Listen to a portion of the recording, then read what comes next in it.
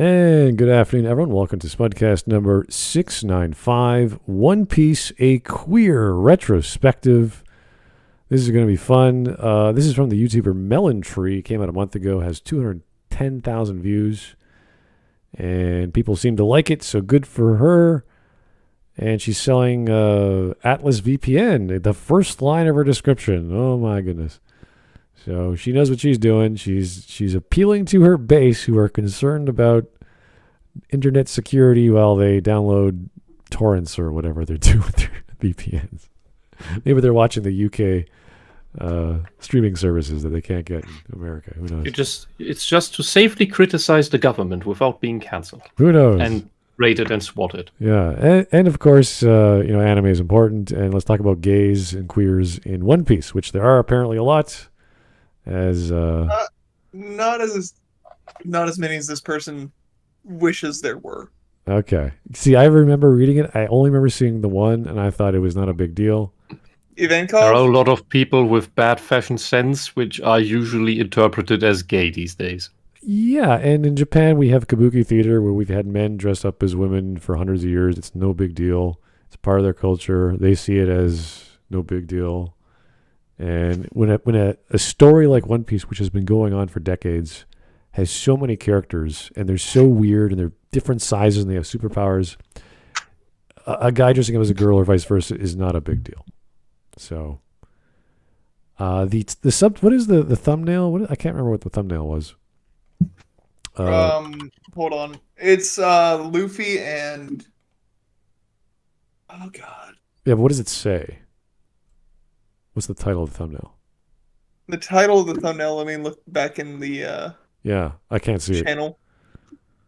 It was like... It is Queers Never Die. Yeah, Queers Never Die, so I'm assuming all the gay people in the show never get hurt or never die. And then the title of this video is One Piece, a queer retrospective. So this is just going to be this person rambling on about queer and gay people in One Piece. Considering the real-world circumstance of what these people call queer, that is a tough call. From a Japanese cultural perspective in relation to wherever they are, which I'm assuming they're not Japanese, yeah, that would be very. I mean, there's a very dark joke here, and I'm not sure she knows that. Well, let's not go with that. Oh boy, Japan's a wonderful country.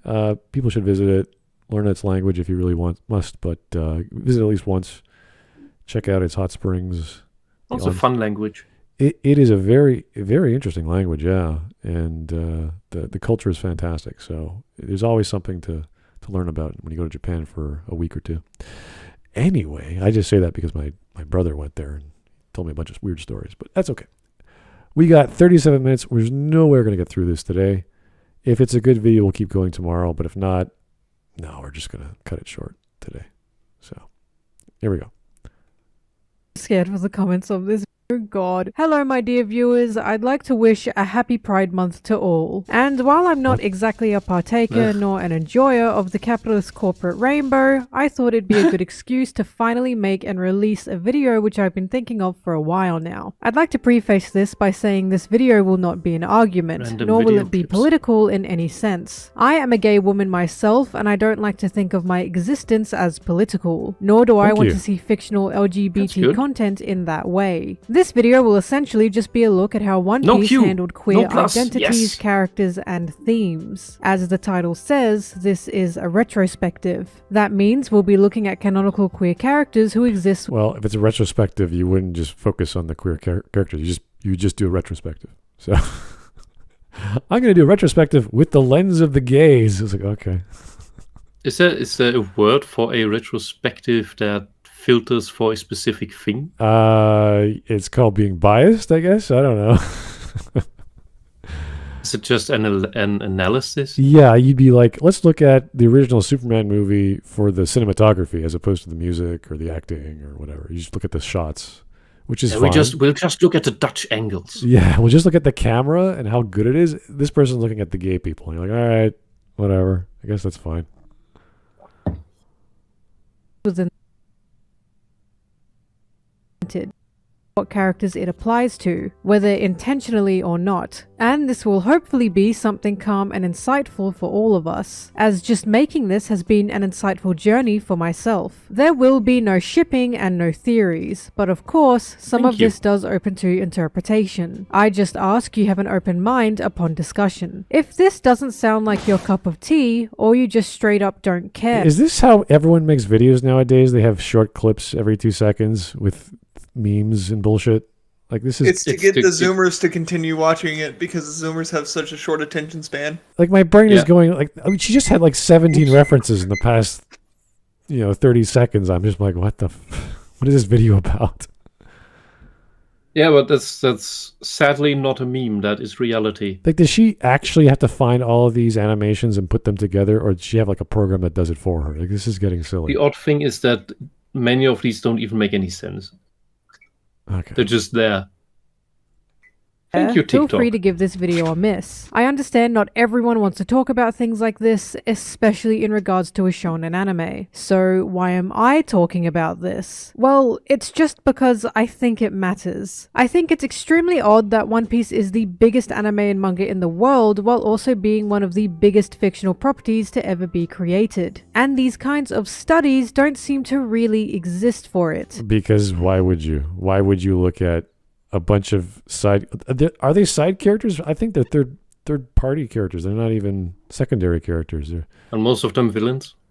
No, one of them is a good... Yeah. The one that I know is a normal character. They're good. So I don't know. This seems very awkward. It's like let's look at the gays in this gigantic story. It's like, okay. At least format. Official to have some kind of case study on the queer themes of One Piece. One Piece is an especially interesting one because it's like we've watched it evolve over time, for both the good, the bad, and the ugly. Oda seems to be a writer who wants to grow and wants to learn, and I've found his journey through this property interesting in itself. But we'll get into the nitty-gritty of it all later, because before we start anything, I'm going to hit you with a quick sponsor. While we cannot all be pirates in our current day and age, we can still be pirates online. And it's sure that VPN isn't just a VPN. It also protects you from... She is actually openly advocating the VPN service for piracy. Yep, that's why you get it. That's the thing. Yeah, everybody knows that, but it's the thing you don't say out loud. I'm a good person. I use VPNs to protect my data. It's like, sure. To download your gigabytes of torrenting so your ISP doesn't send you emails and to your Google account saying, excuse me, are you downloading illegal? Because you're too cheap and too prude to buy your porn. Games, whatever, yeah. It shows that you just malware. Don't want to buy. Yeah, take the cheap way out. This is the same thing people do with those, not satellite TV, but like digital services that stream everything, like those... Like Tubi, Pluto and all? Well, yeah, Tubi's a free service. I don't think you have to pay for it, but there's like ones from China that you could... I have a friend who bought like a Polo or something like that, and it's this illegal thing, but because they have a VPN, it's okay. It's like, okay, yes, you can see any movie and TV streaming whenever you want, but it's illegal. Like, you shouldn't be doing that. Can also give you access to any country's version of Netflix or Disney Plus. Oh, I mentioned Disney Plus specifically because did you guys... Let's just skip ahead. $1.83 Did you know that Disney Plus is going to be dead soon?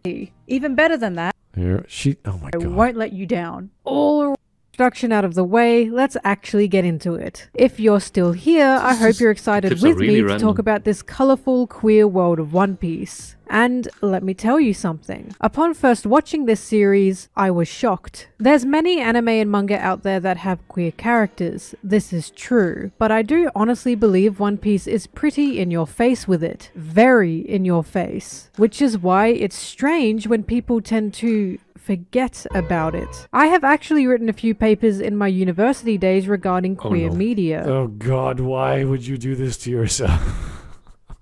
She likes good video essays. Where do you think she got that from? Is this what people do? They go to school, they don't know what to do with their degree, or maybe they dropped out, and they go to YouTube and make stupid shit. Is that? Because what else do you do with this type of degree? I spent. It's a worthless degree. It's completely pointless. Yeah, media studies. You only do it to give the university money for nothing. Media studies is like a branch of journalism or writing that you just sort of do for the sake of doing it, and then you go on to better things. If you focus this as I don't even know if you can major in this. I've never seen a major for media studies, unless it's a college where you would have this as a side thing, and you would be focusing on your artwork or design or whatever you're doing creatively to understand what you're making, how you make it, and why. This is not a major. This is not an intellectual pursuit. This is not like no one says, I'm going to go and study books. It's like, yeah. You have to focus somewhere. You can't just say, I'm going to learn everything. You have to actually, philosophy. If you want to learn everything, philosophy would do it, but that would take you forever to read everything.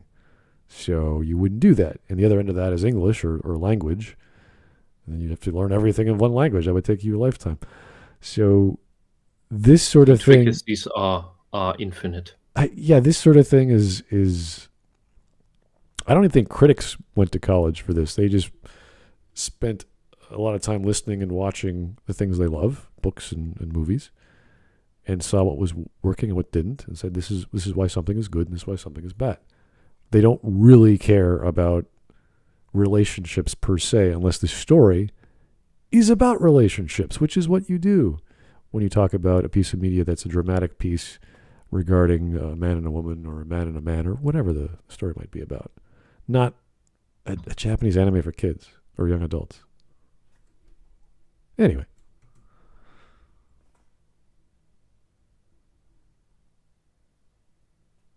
In any source material, care about it. And again, this is weird. No, it's not. This is weird. It's weird there seems to be a radio silence on One Piece existing within the scholarly media world when, at the time of this video, it sold over 516.6 million copies worldwide. So, why aren't there enough... There are so many channels that do video essays on One Piece. There's so many YouTube channels that go over every little detail of One Piece. To say that it's not in the scholarly realm is... You're blind.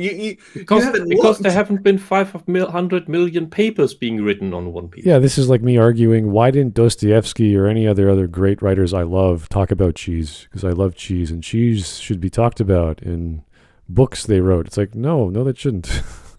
But if what she says is true, and we do have tons of video essays, but then about One Piece, but they're not focusing on the gayness of it. I would say that is remarkable. Because it's secondary to everything. The story takes precedent over everything. There's so much going on in One Piece that to focus on that one element, which is not even a highlight or a focus of the stories that I've read, they're just there. And it's like it's a goofy thing, or it's like, oh, that's a guy. Oh, okay. And that's it. That's the joke, and it keeps going, because who cares? Yeah, I say that because from a very superficial view from far away, I think it would be understandable if people would think, oh, this is all queer stuff. Because so many characters look really weird, are dressed really weird, do really weird stuff, are drawn really weird. And nobody talks about that. Yeah, the art style is, and that's great. Is unique enough that you have, as I said before, they're superpowered, they're huge, they're gigantic, they're the size of buildings. It's really fun. Then why would anyone care? It's like reading Superman and seeing all the amazing villains he comes up against and all the heroes that are amazing and different and cool. What they can do? It's like, oh yeah, this guy over here likes guys. And you're like, okay, and I think we've had some videos that try to put shipping and other nonsense projections onto One Piece as well. However, doesn't seem to be the majority. It's as if it's not important. Anyway. Uh-huh.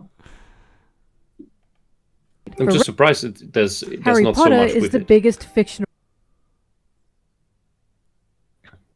this time as well. Not only that, but Harry Potter and One Piece were released in the same year. Yes, One Piece is still going, but technically so is the Harry Potter franchise. So you can imagine how crazy it is to me that One Piece seems to get no pull nor respect in the Western world when it's honest to No God sudden rant about J.K. Rowling. Let me think bonus about this. point. She gets a bonus point. Let me think about this. Why isn't the Western world talking about this Japanese product when we have Harry Potter to talk about? It's like, Harry Potter's in the Western world, maybe?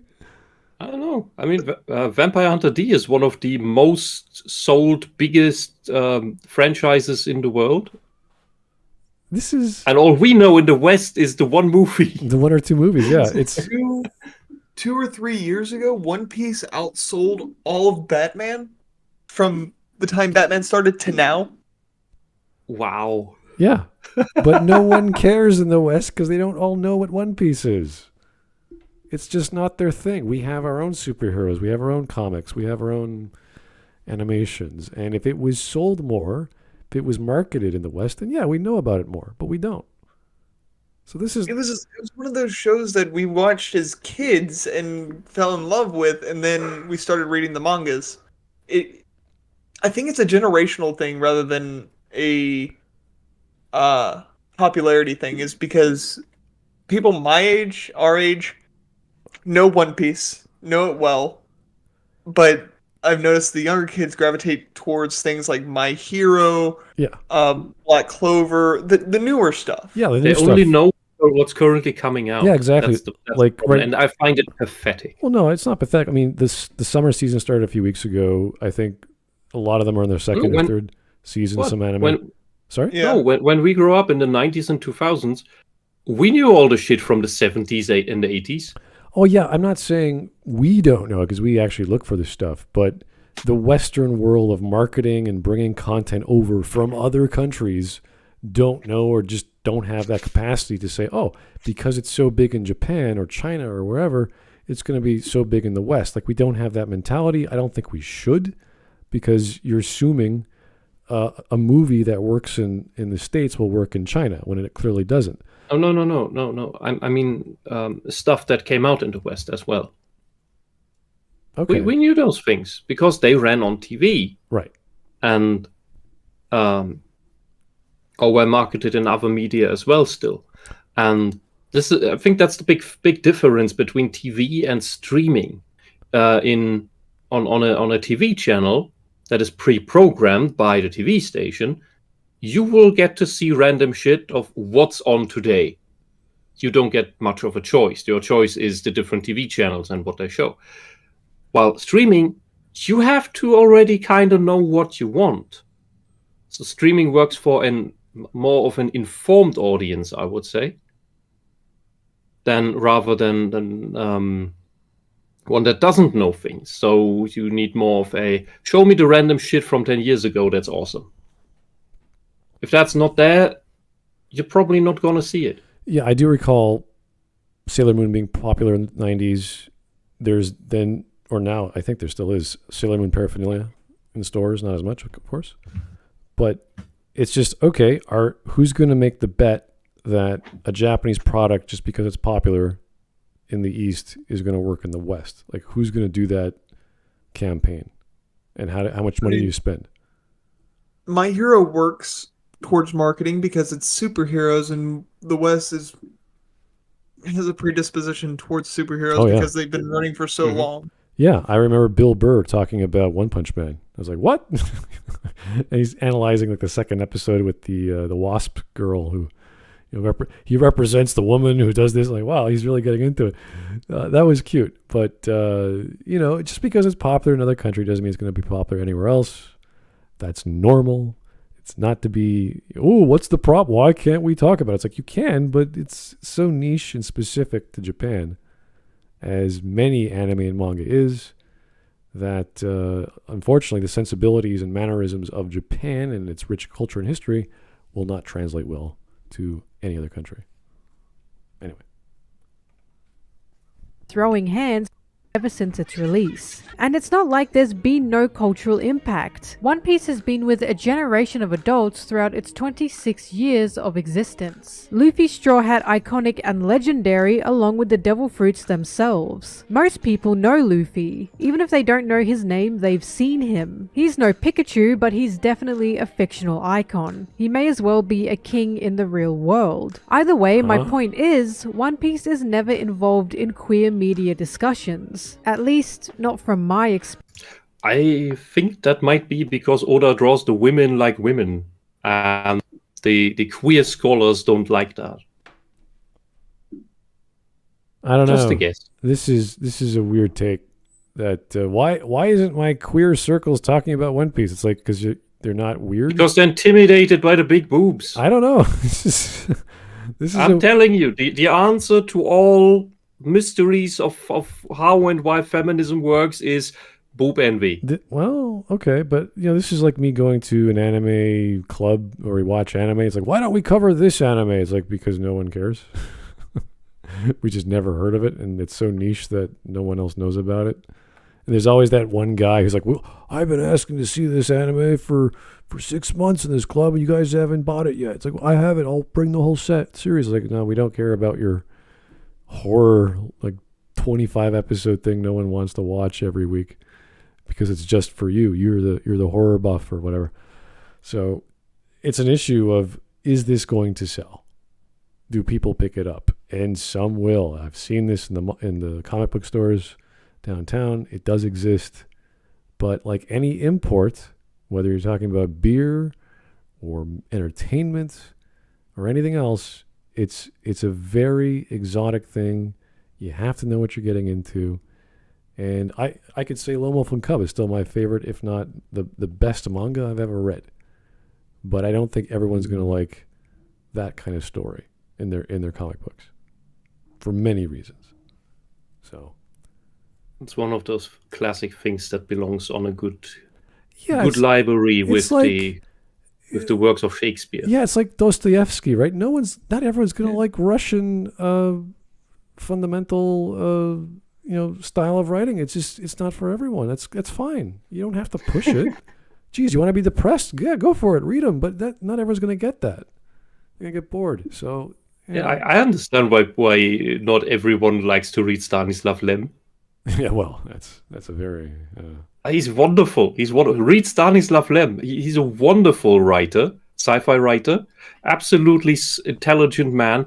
And he said, he once was asked, like, you write in a very crude style. And he said, yeah, because I don't think I'm a good sci-fi author, so I write deliberately bad. Yeah, well. It's amazing. Let's keep going. I assume the reason people outside of One Piece don't actually know queerness exists in the text. And with a series so long, it can be difficult to study unless giving all your time to it. Which I definitely... Okay, why would you study queerness in a text just because it's long? What's the point? To find the golden seed.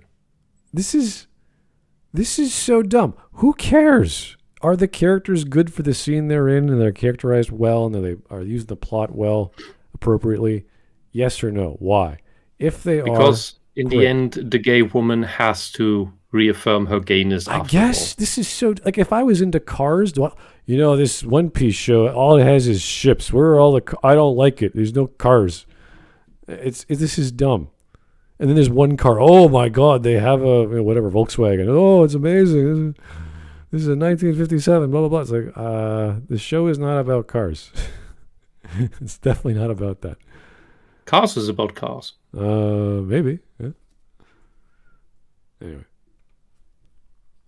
Totally. All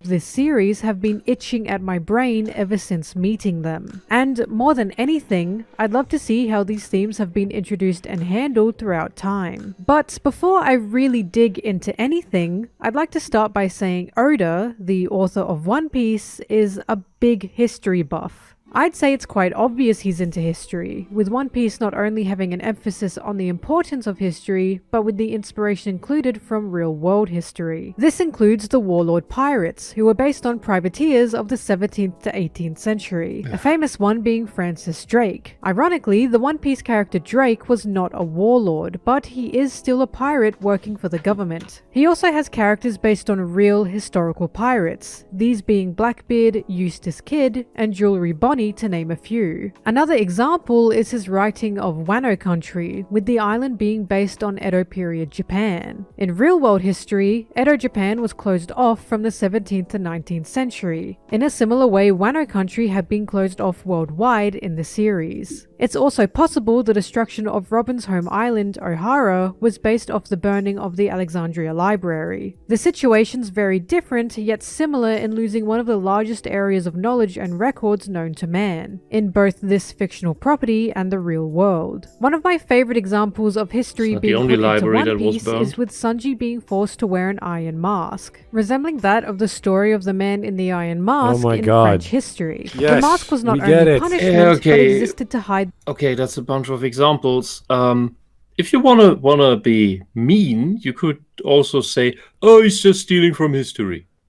I know, but it's like, yeah, there's lots of stuff he was inspired by. I'm sure you can draw connections. Great. Can you get back to the actual issue that you're trying to bring up as opposed to just rambling on about your favorite anime? Yeah. As I imagine this was all here. Why does Oda being a history nerd matter? It matters because this man clearly does his research when including any new islands or characters. It's more than just making up a fictional story, so I'm sure he knows the ins and outs of the pirate world. After all, you'd have to have some obsession with real-world pirates to make a 23-year-long series about them. And that's what brings me to my point. Pirates, historically, were a mixed bag. They weren't all awful and they weren't all out for riches. We have this Hollywood idea that pirates were known to pillage and plunder, to murder mercilessly and be generally awful. What, Hollywood but that's lied not to all us? they were. Pirates beheaded people at the same rate the monarchy did, and there were no good or bad guys. Everything kind Yeah, there were good and bad guys. That kind of goes. Sometimes it's a mixed bag, but there are also good guys. There are also bad guys. Yeah, that kind of goes without saying. I'm sure lots of naval captains retired or left the service to become pirates because that's what they knew. They started shipping companies, or they just did whatever odd jobs getting cargo from A to B. Yeah, they started going out attacking slave ships to end the slavers, and then took some of the people in that wanted to join his crew. Yeah, there's all. And then some had slaves. Yeah, there's all kinds of ships out there. There were ships that had prisoners. They're called prisoner ships. Like there's all kinds of medical ships and supply ships and the messenger ships. There's all kinds out there. So to say that there's no good or bad people out there that were working on the seas is kind of weird. There are no good or bad pirates took to the seas in search of a better life, especially those who were not socially accepted and oppressed during their time. These oppressed groups being women, people of color, and, you guessed it, How many women do you know were pirates? Oh my god! I A lot think of the female ones have been like touted as like these lesbian lovers, and there's proof to show. Yeah, no, a lot of them were just married to the people. Yeah, it's kind of They were hard on the to ship. have a bunch of men and then have one or two women on these. Like the probability of this happening successfully with no hiccups is very slim.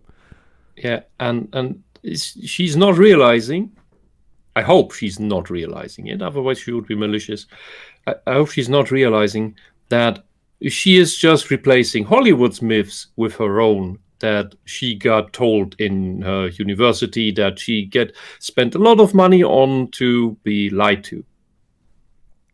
Cool. All right.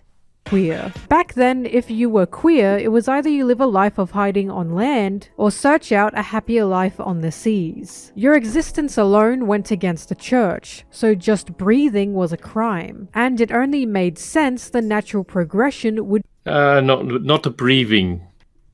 The shagging is the crime. You can breathe. You're allowed to breathe. Yeah, but we're talking about Same in Norse culture. Yeah, we're talking You're about allowed to breathe. You're just not allowed to shag.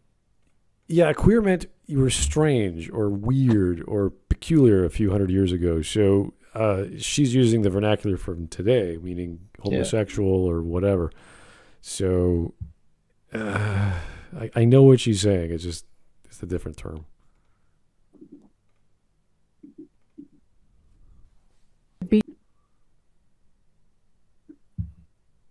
Many of them, and I find it to be no coincidence that there are very obvious, very loud queers in the One Piece world. It's also extremely interesting that the queer characters don't tend to follow any official authority at all. And to dissect that, we should actually get into the most notable queers to exist within the series. Does that imply that all the gays are enemies of the state? They're pirates, so I guess so, yeah.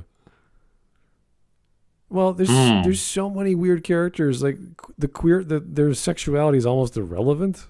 Mm-hmm. So it's like the world of strange fashion. Yeah, it's like in a world of everyone being bizarre and crazy. Sexuality is like, yeah, whatever. You're summoning giants with your brain. You're turning people to stone. Like what? Yeah, no. What does she do? Does she like girls? Like, it's like what is important about that? There's nothing relevant.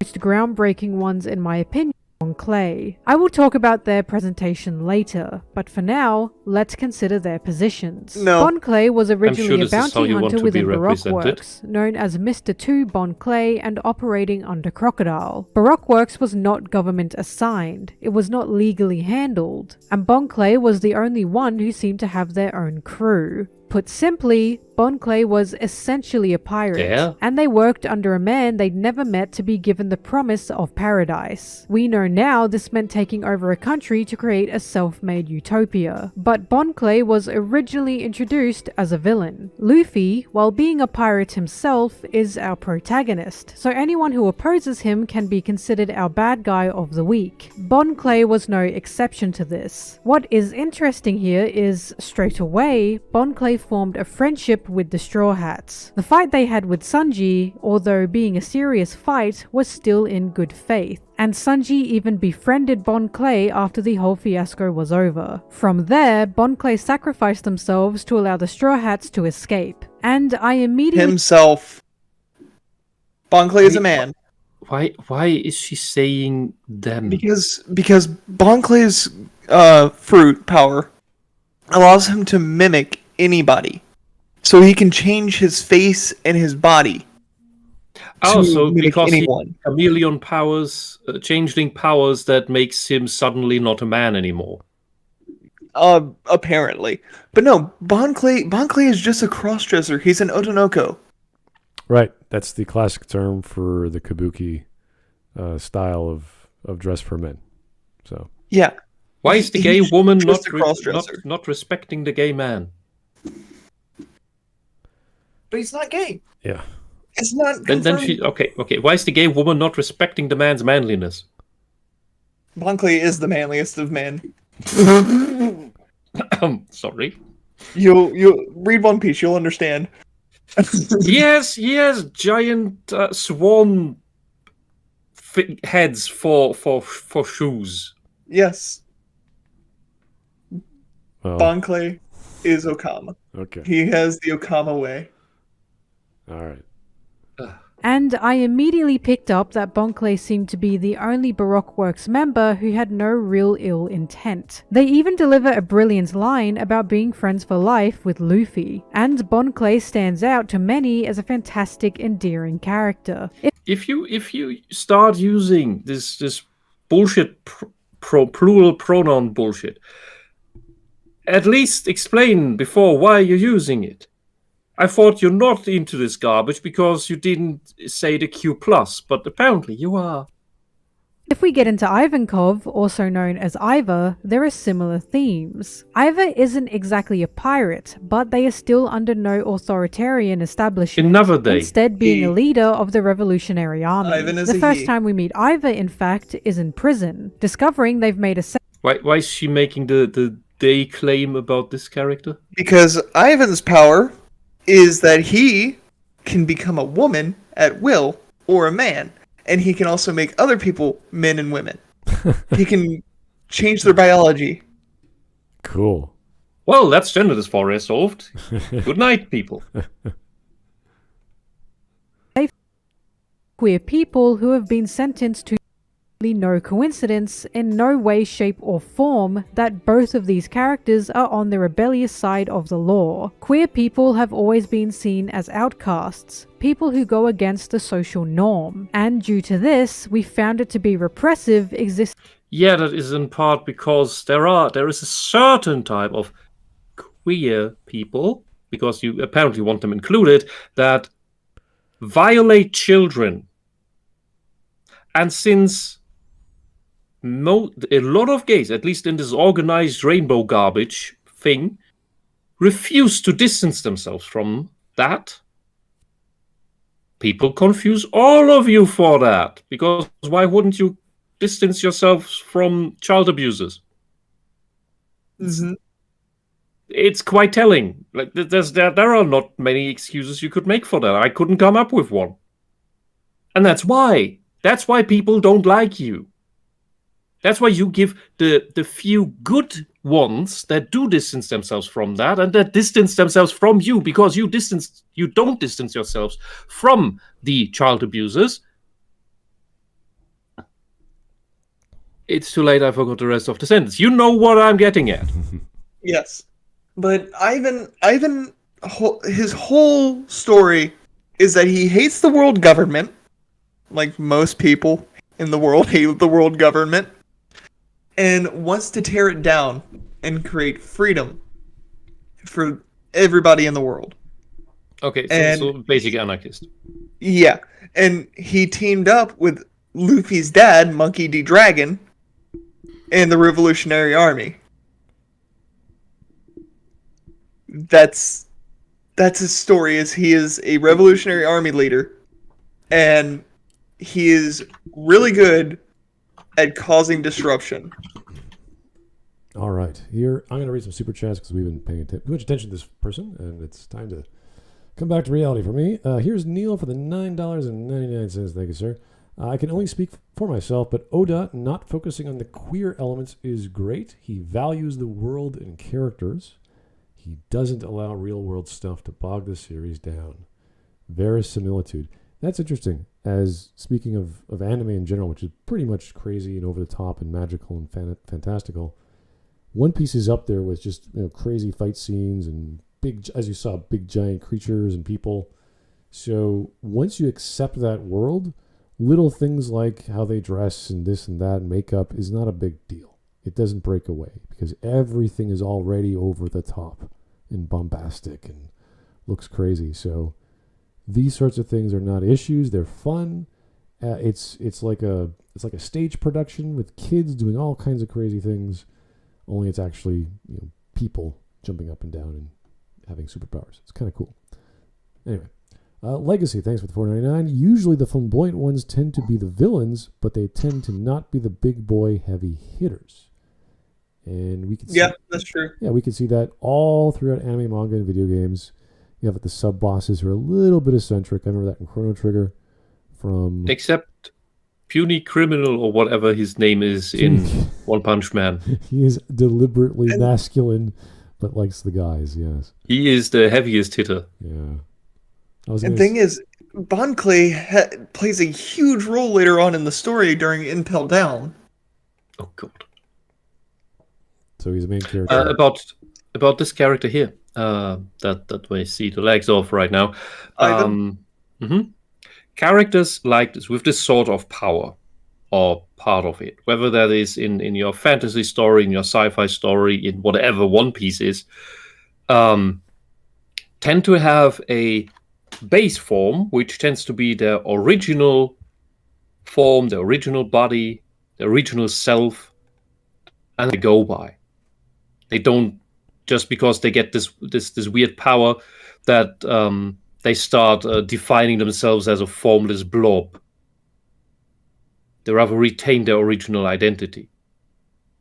And that's why this, and I think this is a problem with these ideologues that apparently she bought into as well.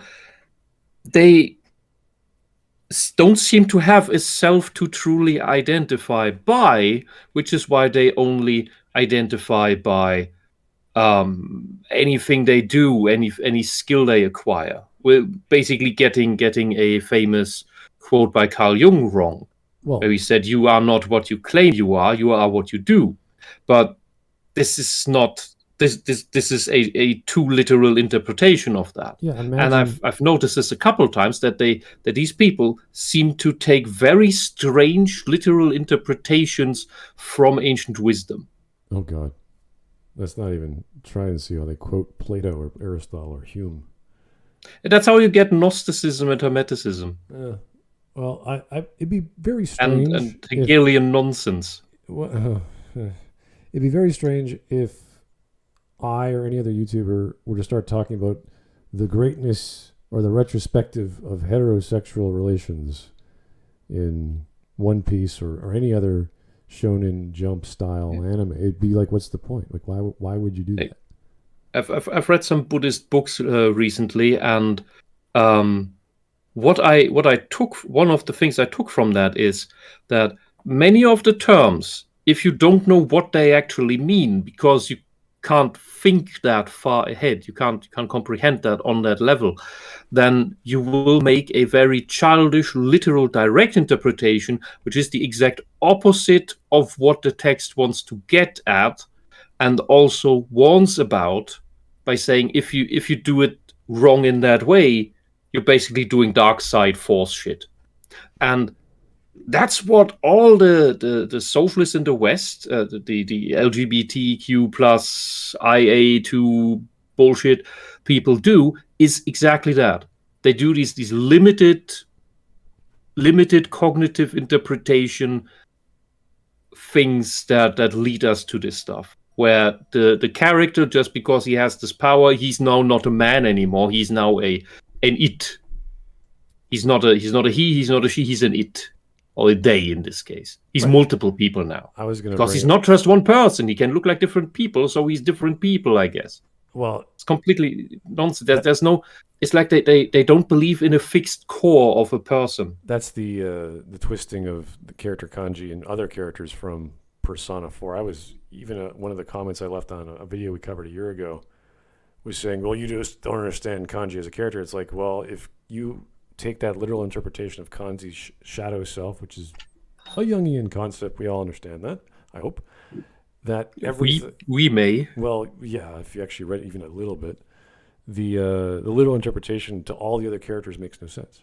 Like, we really don't think that all the other characters want to be a stripper or get railed by a bunch of guys or want their body parts cut up. Like, no, none of them want that. So if you have this one exception, you have to apply it to everyone else, and the whole philosophy falls foul. And that's not even knowing Jung. That's not even knowing what the shadow self is or what the metaverse is or all these other wonderful metaphysical concepts in Persona series is.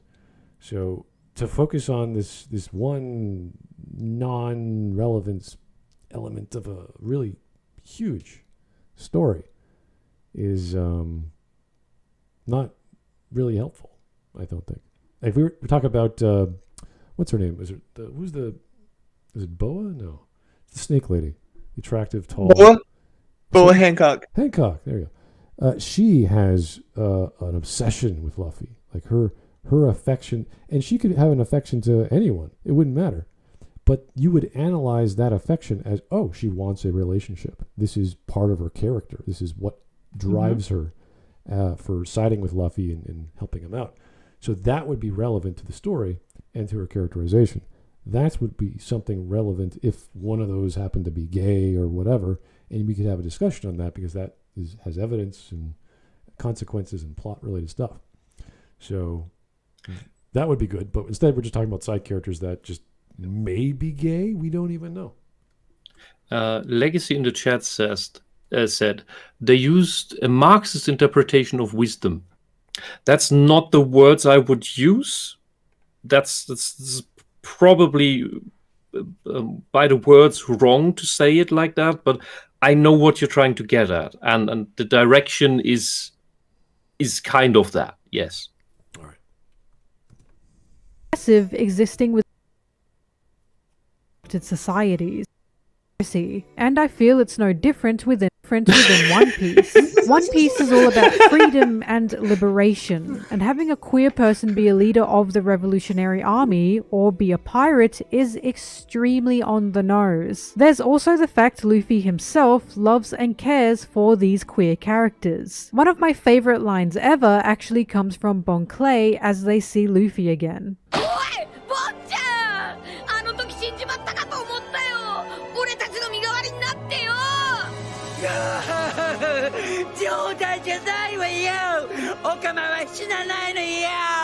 Impel Down's arc was released from 2009 to 2010. So for an openly queer character to be hugged and loved by our protagonist of the series is honestly something I find amazing. As you can see in the manga there. We swans never die. We're just referring to his fashion style. Yes. Yeah. That makes more sense. Not queers. Okay. It's like there's characterization with what he says about himself. Like, wow. Mm-hmm. Something I make queer people feel welcomed and wanted upon reading this series. So why is do you all need of to this feel, okay. Why do you need to feel wanted, and by whom? By whom do you need to feel wanted, and for what? Maybe the ghost of Freddie Mercury. Like they really identify with his makeup and certain schemes he was doing and certain pieces he was singing with. I don't know. This is weird. Like, does anyone identify with this guy with the purple hair? And I hope not, but I can imagine, because there are people who do dress like that, and then they claim to be trans women, and it's repulsive and insulting to every real gender dysphoric on the planet, because why would you do that? Right. And there's nothing wrong with dressing up and being goofy and being fantastical and doing drag or whatever. That's fine. Go have fun, dress up as whatever. I think there's a place for that. And with anime and manga, you can do crazy. Like, that's not the craziest thing in One Piece. Like, guys dressing up with wigs and whatever. That's great. That's normal. That's pretty common. Compared to the stuff. Judges do it. Yeah. Compared to the stuff that happens in One Piece, that's like, yeah, what'd he do? He's changed his hair color. Wow, it's incredible. Like, no, it's not. revolutionary. There have been. To me, it's due to the fact queer characters, while being well written, were usually both ambiguous and evil. A lot of the time, queer characters were presented as the villain. Examples I can think of are Dro from Devilman, Griffith from Berserk, and Kaworu from Neon Genesis Evil. Wait. Gay now. Devil. Wait, we need to talk. Oh, God. Two characters I never want to talk about ever again.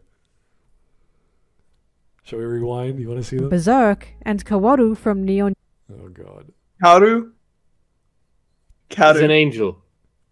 He's an angel. Not a human. Sorry? It's just funny that two people from two different works that one isn't human, and, well, technically both aren't human, but, Griffith is a psychopath. He's certainly not human. No, but Griffith is not gay. He's just a psychopath. He does what benefits him. If getting fucked in the ass by some royal that gives him tons of money to fund his campaign to raid the kingdom to build his own eventually, gets him ahead, then he will do it. That has nothing to do about whether he enjoys that. He is just completely devoid of affect. Well, So that's no problem for him. It's just a tool for him. It's like Griffith is not gay. and It's a lot of Kaoru, things, but not that. Kaoru is like, hey, if you love me, you can kill me. Like, oh, thanks. That's great. What the fuck? It's just fucked up. Kaoru was just fucked up. What is the first character? I don't know. From Devilman. I don't remember her. Yeah. Probably also not gay. Okay. Anyway. Genesis ended up being. And I could honestly make a video in itself on how Zoro and Akira's relationship has been created and presented, but perhaps some other time. Griffith was. It's the devil. Yes? They're all demons. Yeah, but They're all is possessed by it the demons. literal devil? No. Capital article. No. Even No, if they okay. were, this is. It's not, I don't know why they brought this up. This is one of those things where demons can take up any form they want. Not really. So Devilman's a weird bag. Even with Kaoru, like, he doesn't have sexual feelings for Shinji. Like, he just says, I love you. It's like, okay, great. He's an angel. What does he care about sex? Anyway. The angels are trying any way they can to get to the goal. Yeah, that's true. Griffith was an ambiguous one. He clearly had a That line has nothing to do with sexuality, you creepy Fujoshi. He says that a few times to a bunch of people, so... So much for not shipping and weird theories, huh? Yeah. You bloody liar. This is Griffith seeing everyone as toys, as pawns on his little chessboard. People he has in his hand. That's a line that comes up several times, not just from Griffith, but it's a theme, you could say. And people, he just uses them and casts them aside, just like history does in the Hegelian sense, the socialist sense. And what devastates Griffith is when Guts, in part by taking one of Griffith's speeches actually seriously, and therefore finding and trying to forge his own path in life, walks away from Griffith, which Griffith couldn't comprehend. Like, I thought I control everyone. How can he leave my grasp? That's not supposed to happen. And he has a mental breakdown. This has nothing to do with sex. And then he goes and has sex with a woman. Yeah, it's like... Yeah, because if this was what he makes it out to be, then Griffith during the eclipse would have fucked Guts. Oh boy, that would have... I think that would have scarred him less though than what Griffith actually did. Yeah, probably. Yeah, let's not get into that. Anyway, that's a whole other discussion. strong love for the main character, Guts, but it's very much argued about amongst the audience. Griffith is a psychopath. He doesn't love. He can't love. He's incapable of that. You might argue he found his own definition of a friend because that's what the speech he gave, and then Guts goes, oh, okay. Then he walks away and becomes the guy that Griffith describes, which is, I'm going to do my own thing. I'm going to become independent. Yeah, but that is just... Griffith is intellectualizing the problem, which is what psychopaths tend to do, narcissists as well. And with their limited comprehension, ability to comprehend the world, people, how they act, how they interact, how they function, then here's this word friend, reads tons of books, in part that also contains stuff about that part, and then thinks, oh, a friend is to me is someone who would be like me. Right. But in practice, the moment that happens, that kind of person, assuming it would not be Guts, he would run into someone else like him that fits that definition. That would never be a friend to Griffith. That would always be an adversary. It would always be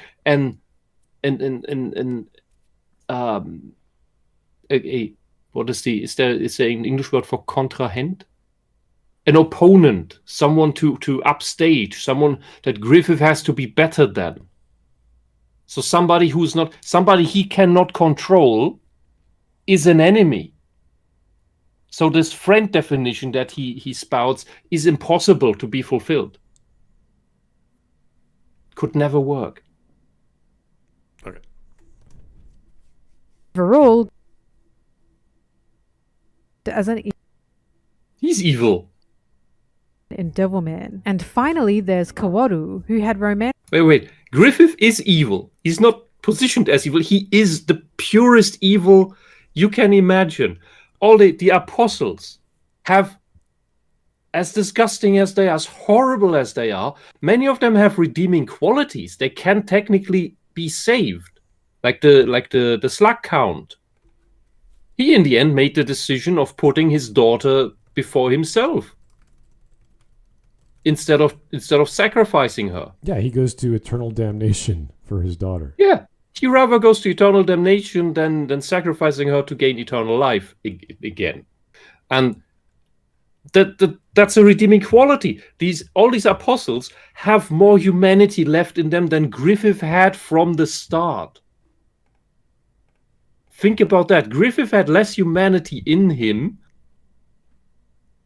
before turning into the super demon than any of the people who had turned into demons. Or as demons. That's the insanity. Like how can you say that that's not evil?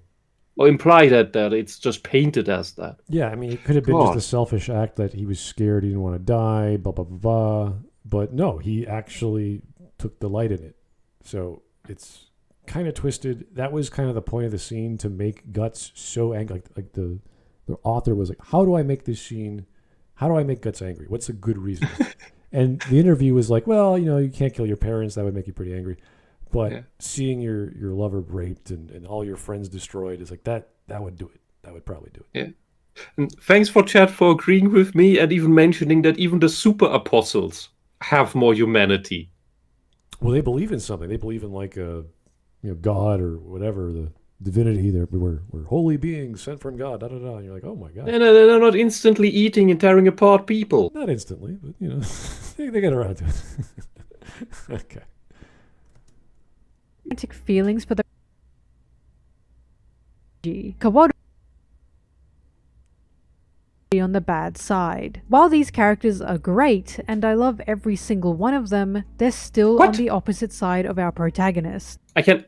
This is probably just bad choice of words. Yeah, but this is something very weird to hear. Yeah. Like, her level of manners are different than ours. We wouldn't say that about villains. You can like a villain for being a villain, but you wouldn't like them because I can appreciate how well the villain is written. Right. Like because for most of my life, I took a big turn around Berserk because Rick Griffith repulsed me so much just from looking at him, from just seeing him in clips in AMVs or panels from the manga, that I never wanted to read Berserk because he's just so repulsive. He puts me off. He's like, and Miura is a genius for doing it this way. He's like he's in the wrong manga. He's drawn like a shoujo character in a shonen manga, if you allow that to stand. And it's just, it's so off-putting. Okay. Not accepted. Going down and Why would Griffith not be accepted? Everybody loves Griffith. Why did he go down an evil path? That started from childhood. He started walking over corpses one of them, since he was a still child. On the opposite side of our Did you read that manga? They're either not wanted or not accepted, going down an evil path at some point in time. Wait. When was Kaoru evil?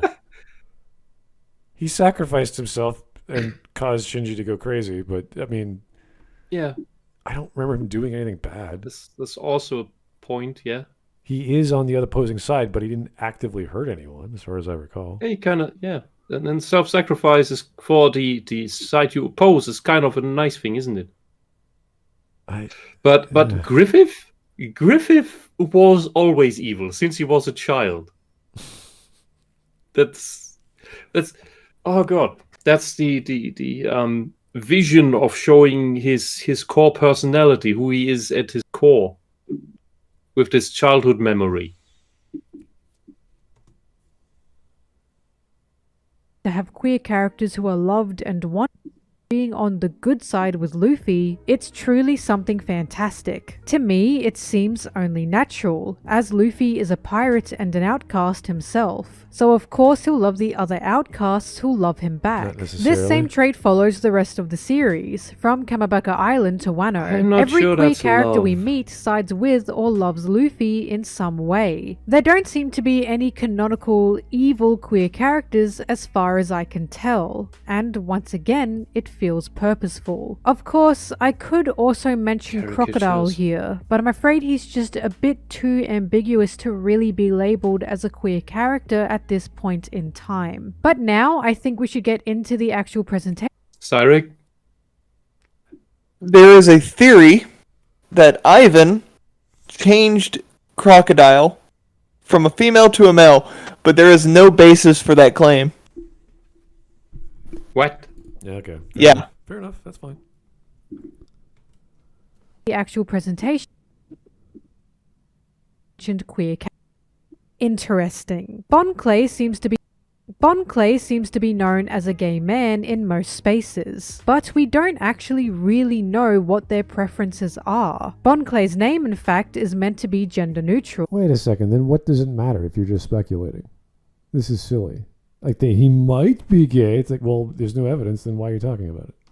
Yeah, you're just projecting your own fantasies on him. And when you now start with this gender neutral stuff, you are projecting your completely made up ideology onto him. Because this gender neutral stuff has no root in reality. It's just performative bullshit by you narcissistic assholes, because performative action is all you do because you have no actual personalities. That's why you believe everyone is just performing and nobody's real. And that's why you can sell your fakeness as the real thing, or that all of reality works that way, because you can't possibly imagine that there can be people who are who have substance. Okay. And masculine side. Upon their introduction, and a woman. Their power in the series equates to this, as they can copy anyone's body and looks. Bon Clay was definitely our first transgender character in One Piece, Really? and it doesn't seem to be debated by any means that this is the case. However, they are definitely stereotypical. Bon Clay wears heavy makeup, ballerina shoes, and has the word Okama on the back of their shirt. Look, if he had actual gender dysphoria, he would not run around the way he does, because he would be repulsed by himself. If he can't look like anyone, he would look like someone who wouldn't repulse himself and have some better sense of aesthetics. Well, this complete lack of sense of aesthetics is something I only see in the really fucked up queer spaces. Well, he's a ballet dancer. Yeah, the word Okama is another word for a gay man. That's fine. If he doesn't actually have any relations that reinforce that characteristic, then it doesn't make, like, I could put firefighter on my back, but if I don't actually do that thing, then what's the point? It's just a t-shirt. Yeah, and I've said this a couple of years ago, and it seems to have come true that these weirdos redefined transgender, meaning anything that is not the in quotation marks traditional norm. So a man dressing weird is now trans because he's wearing weird, possibly feminine stuff. Right. I've seen plenty of men downtown, even in the summertime, wearing feather boas, like manly men wearing feather boas. It's a fashion thing. Maybe they are queer. Who knows? It doesn't mean they're actually queer or gay. Yeah. And the thing is, there's only one trans character, like Tyler Preston says. There's only one. And that's Kiku. Right. Who's from Wano. I think the feather boa thing is one of these metrosexual things. Yeah, that's what I thought too. I don't know, but when you see guys wear that in the winter and the summer, and sometimes they wear shorts and flip-flops in the winter and like fur coats in the summer, I'm like, okay, this is getting a little strange. I don't know what this means. Do you have an arts university in your city? Of course. Oh yeah, the OCAD. That explains that. Yeah, that completely explains that.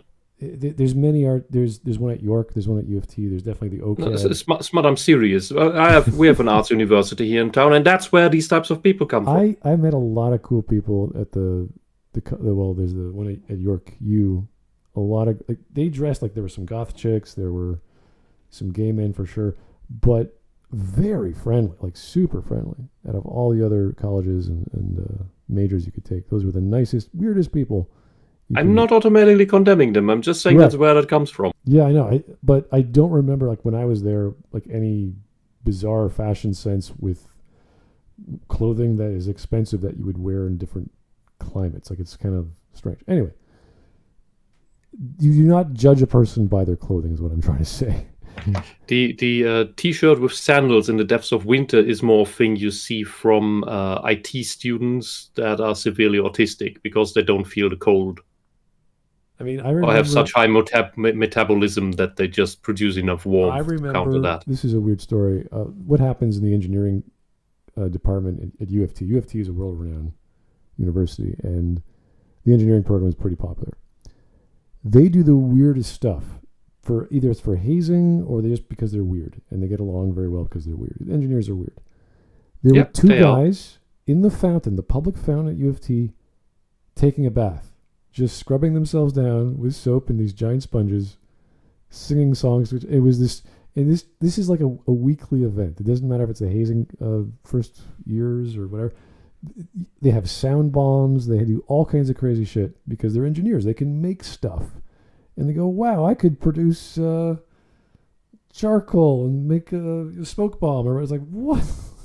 And they just do that because they can. So it's strange stuff. But yeah, they get in trouble. And see, even the bullshit they produce is somehow useful because at least it makes you laugh. While the people who study what she studied, they're just useless. We do have really, it's a waste of energy and time for everyone. Fashion shows downtown as well. I don't know if they come from U of T or OCAD or wherever, but we do have big galas where they get all kinds of, like you've seen all kinds of what is that called, the walk down the straight presentation hall, and they come catwalk. The catwalk. Thank you. That we have all kinds of shows. There's all kinds of weird designers coming up and their students, and you don't know what they're just models. They're just doing what they're doing. I don't think those women are particularly homosexual, but just because they wear certain clothing, they're being paid for that. Yeah, it's their job. So it's like, yeah, you don't take it seriously. Anyway, we're getting. That's the thing. They think that because somebody wears weird stuff that makes them gay. It makes them weird. It's like, no, it's their job. Or that's what they found in the middle of some model's closet at 3 a.m. and they have to leave. Who knows? Anyway. It is slang for a homosexual man, and why most interpret them as a gay man. It's certainly a bit of an eyebrow raiser. Oh, you mean because that's what the author said? Nope. I mean, just isn't the author defining the character? There is a whole island called Kamabaka Kingdom, full of Okamas, and all of them are just cross-dressing men. Yeah. I mean, I'm saying this in favor of the author, that this is just a gay man and not some them thing that she claims is now trans because he can shape change. Yeah, that's kind of silly. Labeled on the back of someone's outfit, and this can be both a positive and negative thing. It's almost as if that says something about the character, isn't it? This is like saying the character Flea from Chrono Trigger is gay because they like to dress as women. No, it's worse.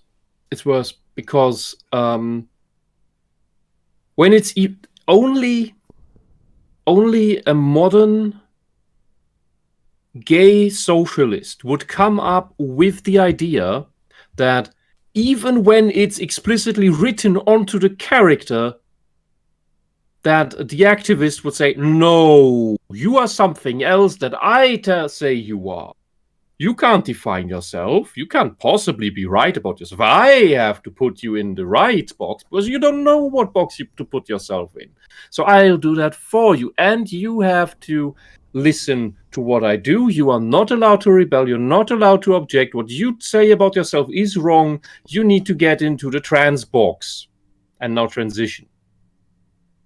That's the logic here. And that's the logic they use in with real life people. And it's causing a lot of pain and suffering. It's actually the most invalidating thing in imagination. The people who talk about validation all the time and being invalidated all the time are the most invalidating people that we have. Okay. Consider Bon Clay a gay man. This is 100% stereotyping of gay men. I think No, it it's goes not. without saying that No. I don't think you can stereotype anyone from One Piece and go, this is a one-to-one relationship between reality. I'd rather say she badly stereotyping trans people by saying, oh, this is what trans people look like. Well, I mean, look at these designs. They're so, like, the feet are just like, if you had a collage, like if you have a character creator and you just like spin through the legs, spin through the waist, spin through the chest, just randomly stop on one thing. And the artist went, good, let's go with that. It's just, it's so strangely colored and busy. Like the wings, like does he want to be a bird? Like there's all kinds of characterization here. And to just say, well, he's a stereotypical 100% gay man, you're like, in what country? What culture? Like, definitely not Japan. No, what I find that's just the being completely off in his looks. But what she's doing is saying that, oh, because he looks like this and does the things he does, he must be trans, and that is even worse stereotyping. Because she's putting something else that she has read in magical books from her university that are all completely made up nonsense onto this character now, and now trying to make us believe that her magical vision is the real truth, and not what this character says about himself. And this is a story for kids. He's not going to throw in these bizarre, strange sexual concepts of a guy who can change his appearance and mimic someone else's appearance and body actions and make a story of that. You can certainly do that. That's fine. You can make a story about that in these fantastical worlds, but he's not doing that. The author is not. They're making interesting and strange characters that are villains or friends, generating conflict and having a fun, crazy time. That's what One Piece is. When we talk about the fight scenes in One Piece or Naruto, you watch them for these crazy scenes. Like, what's this guy going to do? How is he going to stop that punch? It's fun. It's not to go, are they going to kiss after they fight? Like, no, they're not. It's not something that we're concerned with. Anyway. a lot of gay men do themselves like this, and the appearance may be found offensive to some. At the same time, stereotyping is a double-edged. Have you looked at queer people lately on the street in big cities or just on social media? I mean, it's mainly girls dressing up like that, but it's completely, and it's eyesores. You have absolutely no sense for fashion or aesthetics in general. Round on. The reason for this is because typical appearance, it is definite that this character is queer. You cannot argue against the fact that Bon Clay is a queer character and person, since it is quite literally labeled on them. Also, the appearance... He is strange, yes. He is strange, queer in the sense that he is strange. That's what I was going to say. Just because you have a shirt saying gay man on you doesn't mean you're a gay man. I'm sorry, you could put whatever you want on your t-shirt. Doesn't mean that's the case. He is flamboyant, but every character in One Piece is flamboyant. This is... I don't know. And even if he is gay, it doesn't matter. It has nothing to do with his character or story. Yep, he's just a good character. Yeah. It's the only real offensive thing are negative stereotypes regarding their behavior, such as being predatory or aggressive, which is an unfortunate common bigoted trope used against queer characters. They're pirates. What do you want them No, to... it's not a bigoted trope. The problem is that pedophiles do exist. Did you know that? Yeah, but this is like... And there were movements trying to normalize pedophilia, and that parents should be okay with random old people coming up to their children and sexually abusing them. Yeah, but that happened in Greece, and that is happening currently in the West. This is- And you are part of that movement. this is the Believe same it or not. argument of a setting of characters where everyone's a psychopath and saying, well, this psychopath has some empathy, or this pirate is violent. And it's like they all fight in their own way. Yeah. So Yeah, I mean, have you heard of this Netflix movie Cuties that all the pedophiles were excusing? And there was this choir from LA, I think, that had a bunch of convicted pedophiles in it, of allegedly just gay people, that then sang, "We're coming for your children." But it was totally just a joke. Now we have another movie coming out, Song of Freedom, which is about busting a pedophile ring and saving children, and suddenly the left is not defending it like they defended Cuties. They are attacking it and mocking it. And yeah, well, that's the time we live in. Man, it's almost as if it's not about gay people, but about pedophiles. Oh, remember the monkeypox thing? Where suddenly, we should be afraid of the monkeypox, but it's only spread among gay people. Because it spreads about through anal sex, just like AIDS. Oh, suddenly we have children having it. Man, how does that happen? How could they get that? And the news died down because it turned out, they have gay uncles. Man, nobody talks about monkeypox anymore. Could it be that you're hiding something? Or do you really not know?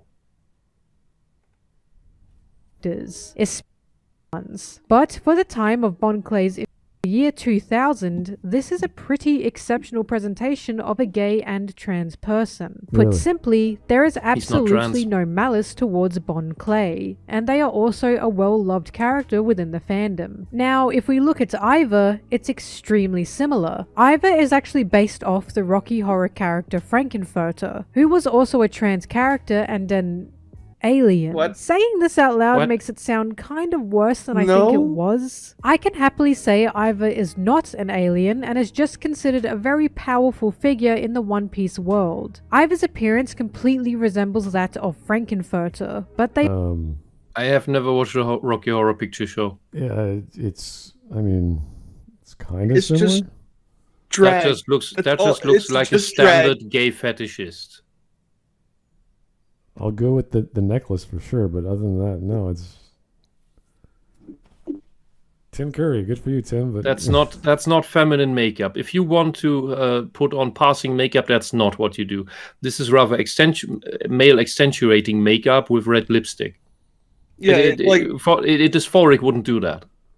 the whole movie is just drag. It's making fun of drag queens, from what I remember of it. the ending. No, She got the Drag ending- is not okay. Public service announcement for this gay woman. Drag is not trans. Drag is a fetish. Cross-dressing is a fetish. It's not the same as trans. It's rather like there's a clear-cut line between the two. If you say otherwise, you are like, what's the current word? It's not fake news. It's misinformation and disinformation. That's what you're spreading.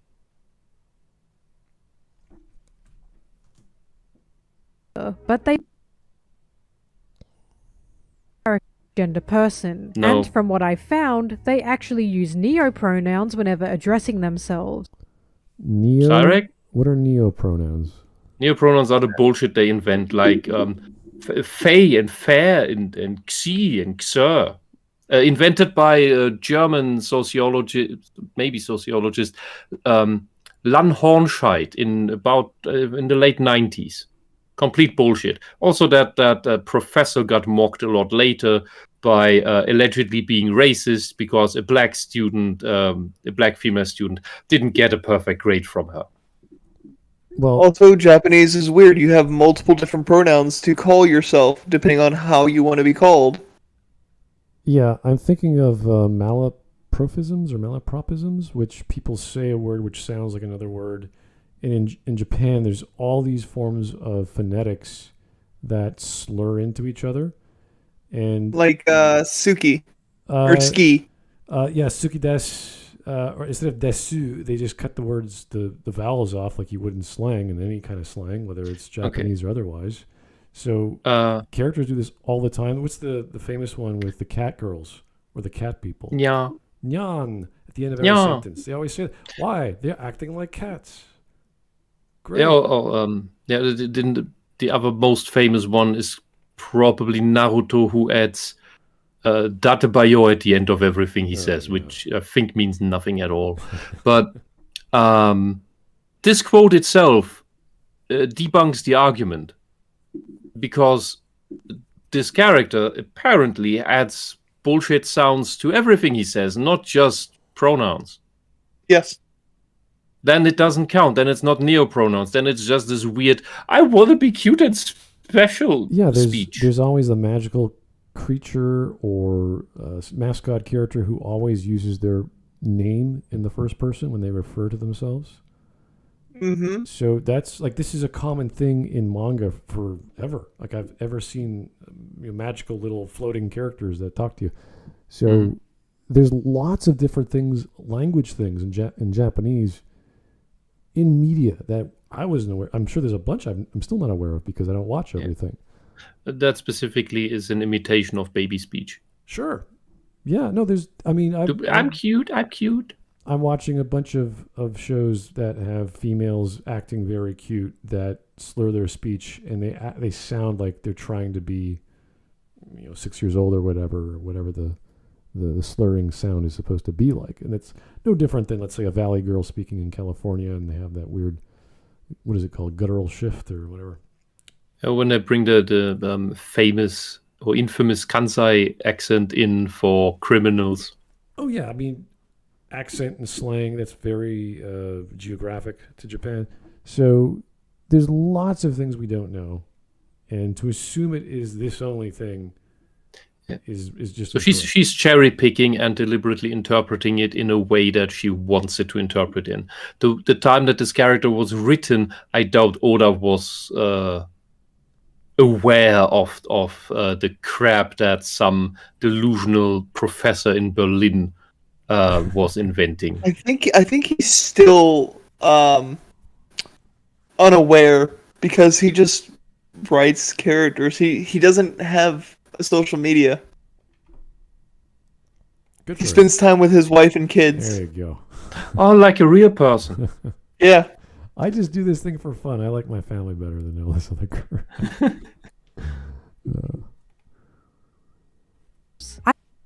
Woman, and their power is a hormone. The scenes of... Let me rewind that. Neither man nor woman. That's not trans. That's something else. Magical. That would be maybe that would be intersex. Yeah. You uneducated bint. Go educate yourself. found they actually pronouns whenever addressing themselves. Women, and their power is a hormone injecting one. I must say. Is it just hormones? What? Is that what happens? Cyrek, is it hormones? It's the hormone fruit. The hormone fruit? Yep. Okay. That's what it's called in English, at least. Yeah, but right. hormones alone don't do that. Especially not instantly. Here's a big ball of androgens. Now you're a guy. It's just that's just magical nonsense. Yeah. It takes Literally years. transing a person's gender is Sex. interesting. On one hand, it was used for someone's... Why are you suddenly put off? Isn't this what you are into? That's what the left is into. Well, this is There's a whole subsection of this fetish as cartoons. It's its own Rule 34. this is no different than Luffy extending his body parts. Like, this is magic. It's fine. We know it. Can Have you happen. never watched Ranma? I know. Ranma's wholesome for the most part. Yes, because this is actually not what it's about. It's I know. just a gimmick for comic relief, How mainly. do you get these two characters together? Oh my god, it's a girl. Oh my god, it's a guy. Oh, okay, that's fine. Joy, as Iva picked out this background character who was not happy as a man. But on the other hand, it was also once used for punishment. I wouldn't exactly call this a negative behavior, but it's definitely What? Okay, forced transitioning is not a negative behavior when you punish. Okay, is that why you like to castrate children without proper diagnosis? That even then they shouldn't. They should wait until puberty is over. You uneducated bint, go educate yourself. Let me Read some actual papers. change your entire body chemistry and organs without your consent. Like, okay, Oh man. that's a good thing. If you could actually change the biology, gender dysphoria would be a solved problem. There would be no trans people because we would have solved this fucking condition. And the only people left would actually be the weirdos that don't know how to dress. Oh, okay. Well, this is if she does not see this as a punishment, she has to show a clip from this scene. It's And insane. say- It's how you would mentally break people. Yeah, and this guy would be like, "Oh wow, I'm a woman now. Thank you," because they wanted to do that. So, That's the only time that actually works. Or when it's a fetishist. yeah, well, They seem to be fine with it too, but it's not for them. It's not solving an issue of mental pain. For them, it's a euphoric sexual thing. she either didn't watch the show and understand what it meant, which kids can, or she blocked out or filtered what that scene meant and says, "No, this is a good thing. This is not a punishment." Well, she also doesn't understand anything about the trans issue. Like Well, almost all trans activists. we know that for a fact. Yeah. definitely aggressive to force someone to change gender. On the upside, we have only seen this happen once, and it was at a background character who was I thought gender is in your head. So how is changing your body changing what's in your head? I thought that's a choice anyway. It's just a social construct. Can't you just construct it away? Why don't you socially construct your biological sex away? As you say, that's gender. Like, I thought they are different terms, and now you're using them interchangeably. I hate you people. You're fucking dumb and repulsive. You're lying. You're not consistent with your own words. I thought you went to university to study this shit. Well, God! Imagine, on the level of a layman, she's defending a villain for forcibly changing the sex of another character who happens to be, a no-name character, doesn't matter. And she's like, "This could be a good thing." It's like, no. She's a gay woman who went to university for a bullshit degree about writing stupid media essays. I guess. I don't know. That's the very shit where she should be able to know these words. And because it's full of this ideological crap only. So why is she getting it all wrong? Even so, she's not just getting reality wrong. That's what the activists are about. She's even getting her own ideological bullshit wrong. Well, this is no She different. didn't educate herself. This is no different than seeing a violent scene like the rape of Casca or other horrific scenes in other anime and manga, and going, "Well, this could be good. This is not all bad." It's like, wait a second. Murder and rape can be good? When and how? In what context can that be? Yeah, but in that context, it's like saying, probably it's not all bad. Casca probably felt some nice feelings for a few moments. God. Rape apologist. She's the equivalent to a rape apologist. Congratulations, gay woman, you're a rape apologist. at being gay. So I am really unsure how to approach this one, and you guys can figure it out. I don't think this was Oda trying to be malicious or anything. I think it was just a gag that was a bit sour. Anyways, Iva is a very, very beloved character. A villain. Looks like evil. This character looks potently evil. Luffy love and look up to them. Sanji mention Iva once or twice, and even be surprised when Iva didn't share information regarding their position in the Revolutionary Army with him. What I'm saying is, Iva is a very important and powerful character, someone who was there for a turning point of our protagonist, and Luffy... Look at the proportions! Who wants to be represented by that thing? That's not even the biggest character in the series. I know, but what is that head? Well, look at the neck. It's just this one piece. Yeah, it's just like the whole thing is basically just a tube of toothpaste on legs. Yeah. And Luffy. Overall, stereotypical Iva are both extremes. There's no demonization of their queerness, no disgust or jokes made of their... I am disgusted because this is one of the reasons I don't want to read One Piece, because I feel this whole character style, art style, not the art style itself, but the way the characters are drawn is repulsive to me. That's why I don't read One Piece. That's why most of this LGBT stuff is repulsive to me. The people are repulsive. But in that case, in the real world, it's that this style of clothing usually comes with a horrible personality because they're just attention seekers. That's not the case for the characters in One Piece. But in reality, usually, when they're dressed like, look at me, I'm special, they're absolutely horrible people, often predatory. That is a giveaway. You can say, oh, it's not all of them. Yeah, right. It's not all of them. But the bloody majority. Yeah, there's a few anime and manga. they turning characters I don't know if you guys remember, even Code Geass and... Oh, it was called XXX Holic, I believe. The art style for the characters were very tall. They had exceedingly long arms and legs. And it's almost... I wouldn't say fourth wall breaking because it's just so alien looking, but it's definitely in the uncanny valley. And you just go. I remember the name, but nothing comes to mind. Do an image search for XXX Holic, and you go, oh my god, I know that one, and then you'll see the body proportions, and it just looks weird. But it's a story about magic and whatever.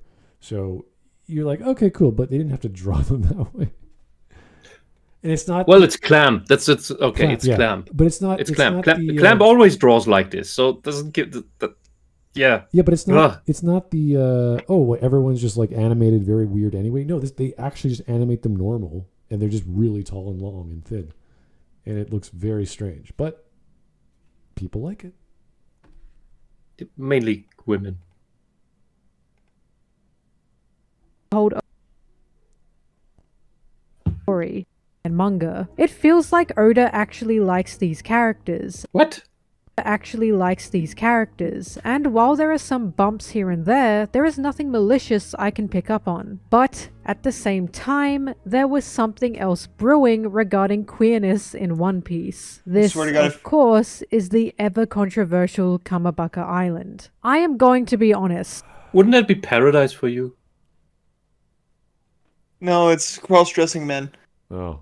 Well, isn't that... Well, I think that would be paradise for a lot of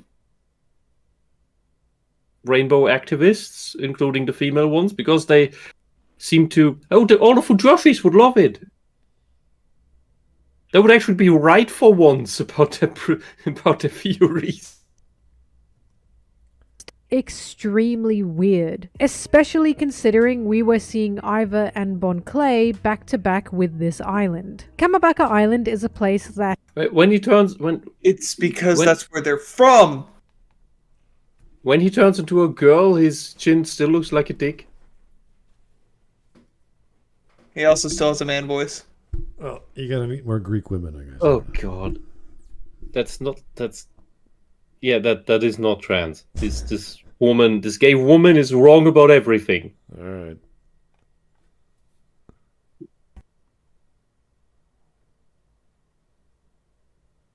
For and please transvestites. Simply put, Simply put, this is an island consisting of gay men who dress in. What is the problem? Transvestite is just a term. It's the Latin word for crossdresser. Are you now trying to censor the Latin language? You bloody homophobe.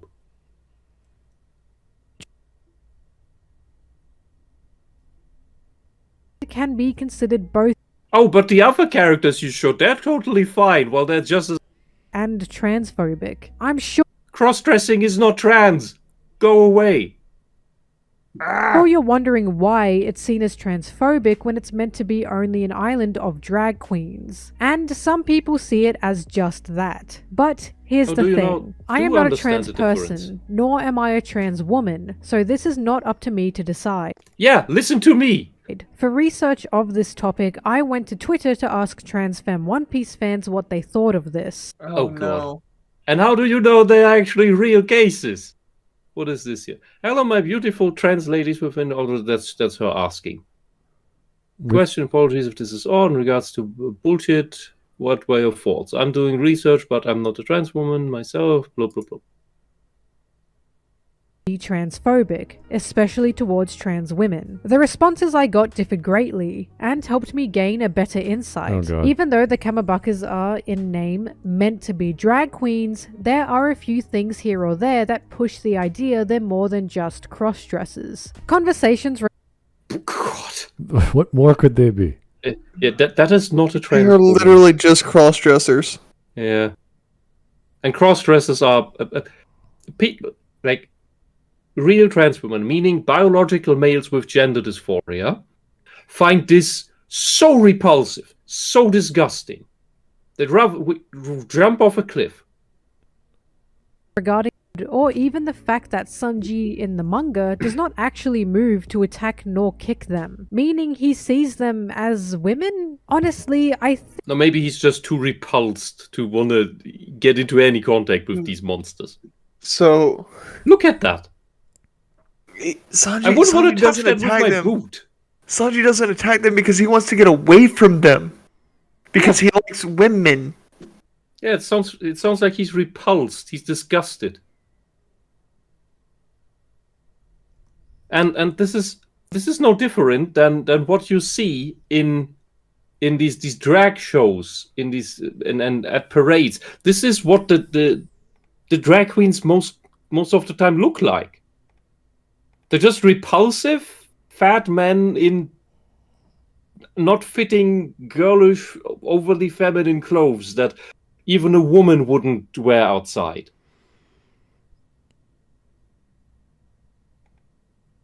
Stereotype of trans women.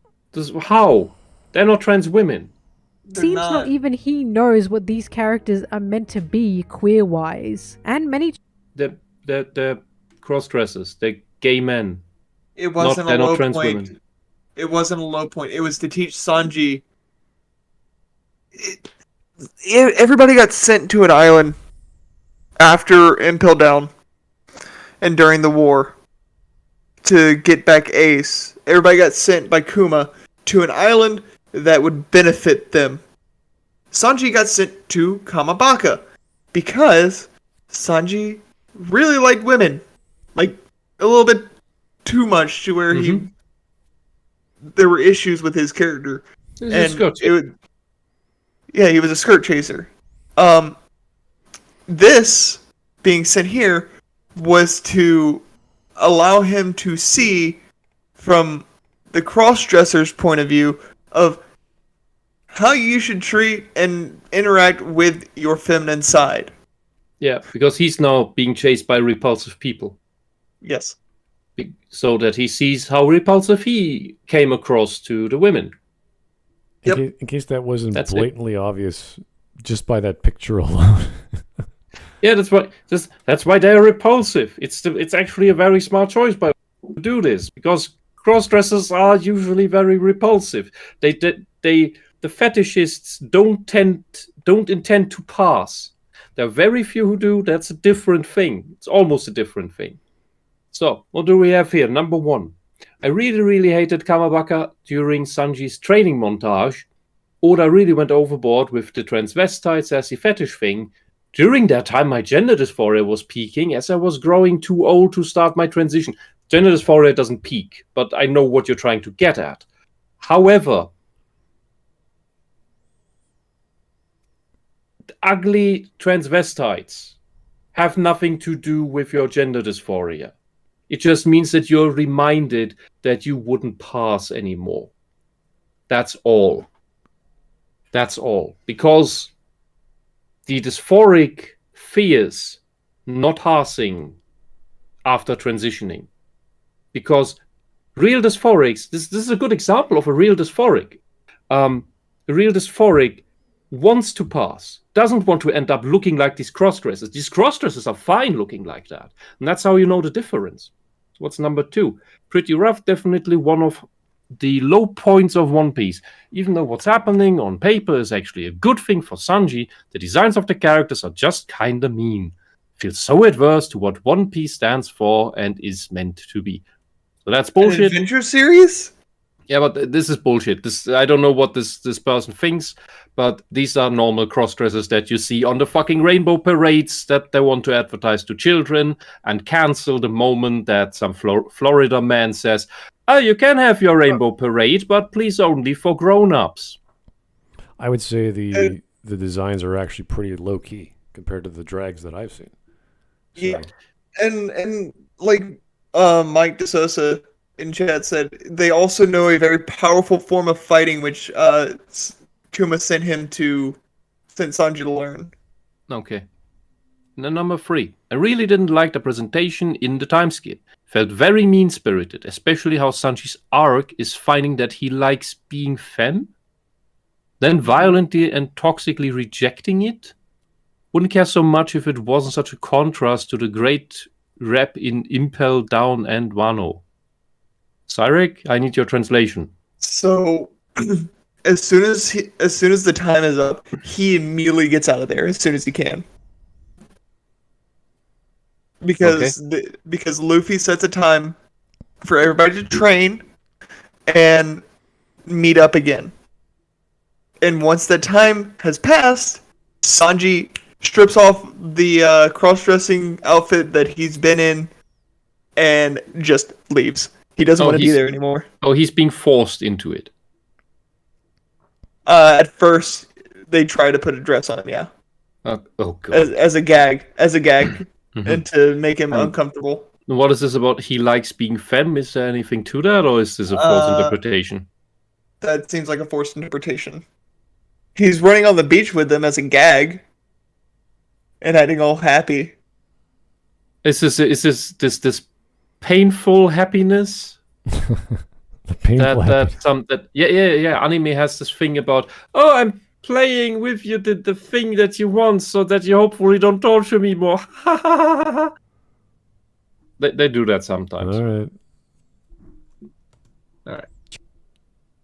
As an extremely mean designs. It's not good, and it can be. So the second and the third one, I think, is not actually trans. The first one is.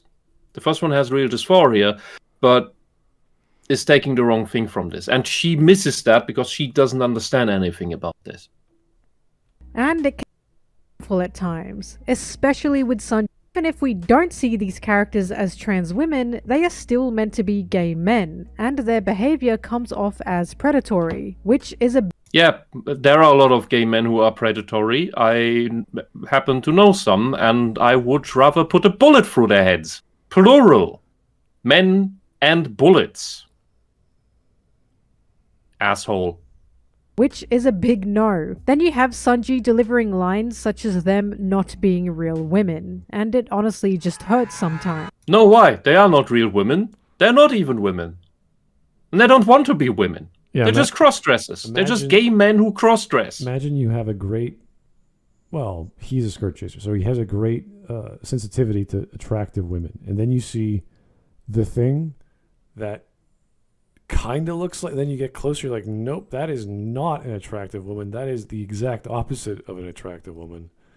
You would be in hell. This is a horrible place. Now, that could be part of his training, of course. Even knowing they're gay men who are cross-dressing, she still finds it mean that he says they're not real women. Well, they're not even trying to be. When it's just a basic fact. It's just like, He's not insulting anyone. all right. What the fuck? It was very confusing and very nasty, and the consensus from the beautiful trans ladies I asked was mostly Beautiful. I mean, I'm sure. there could be. I'm sure they're beautiful. They could be. Like the first one that you mentioned, who feels too old to transition and therefore fears of ending up looking like these disgusting freaks. Which says a lot about what we think about these disgusting freaks, doesn't it? That person certainly doesn't think, he in that case, likely like biologically he, doesn't think he's beautiful and is very sure that at his age he won't end up anywhere near beautiful. So you disgusting manipulative bitch, shut the fuck up with your manipulative shitty ass-licking language, you slimy shitbag. People like you are the reason we have all these problems now. You've made, people like you made everything worse by spreading all this bullshit and conflating all of this other crap with trans. Okay. You are the problem. We're at almost 22 minutes. We're going to go for another, I don't know, 2 or 3 just to wrap it up. This is going nowhere. So. not. Interestingly enough, it was not all negative. So what else do we have? It did not see I think them. there's a clear difference between transgender and transsexual shown in One Piece. Okay, that's a new take on that, because transgender was the word they said, oh, we're going to replace transsexual because transsexual is demeaning. And it just means the same thing. They just put the other word on top. The real reason is they wanted to get away from the biology part so that they could put on their whole identity bullshit. That's the activists that I mean. Oda definitely grew in such time and got better at his representation, but even the uncomfortable things never felt malicious to me. Also worth note, Sanji ran and didn't kick. Okay. 2. I'm so torn on this because I feel like I'm supposed to be upset about it, but I'm not. Hey, a smart person.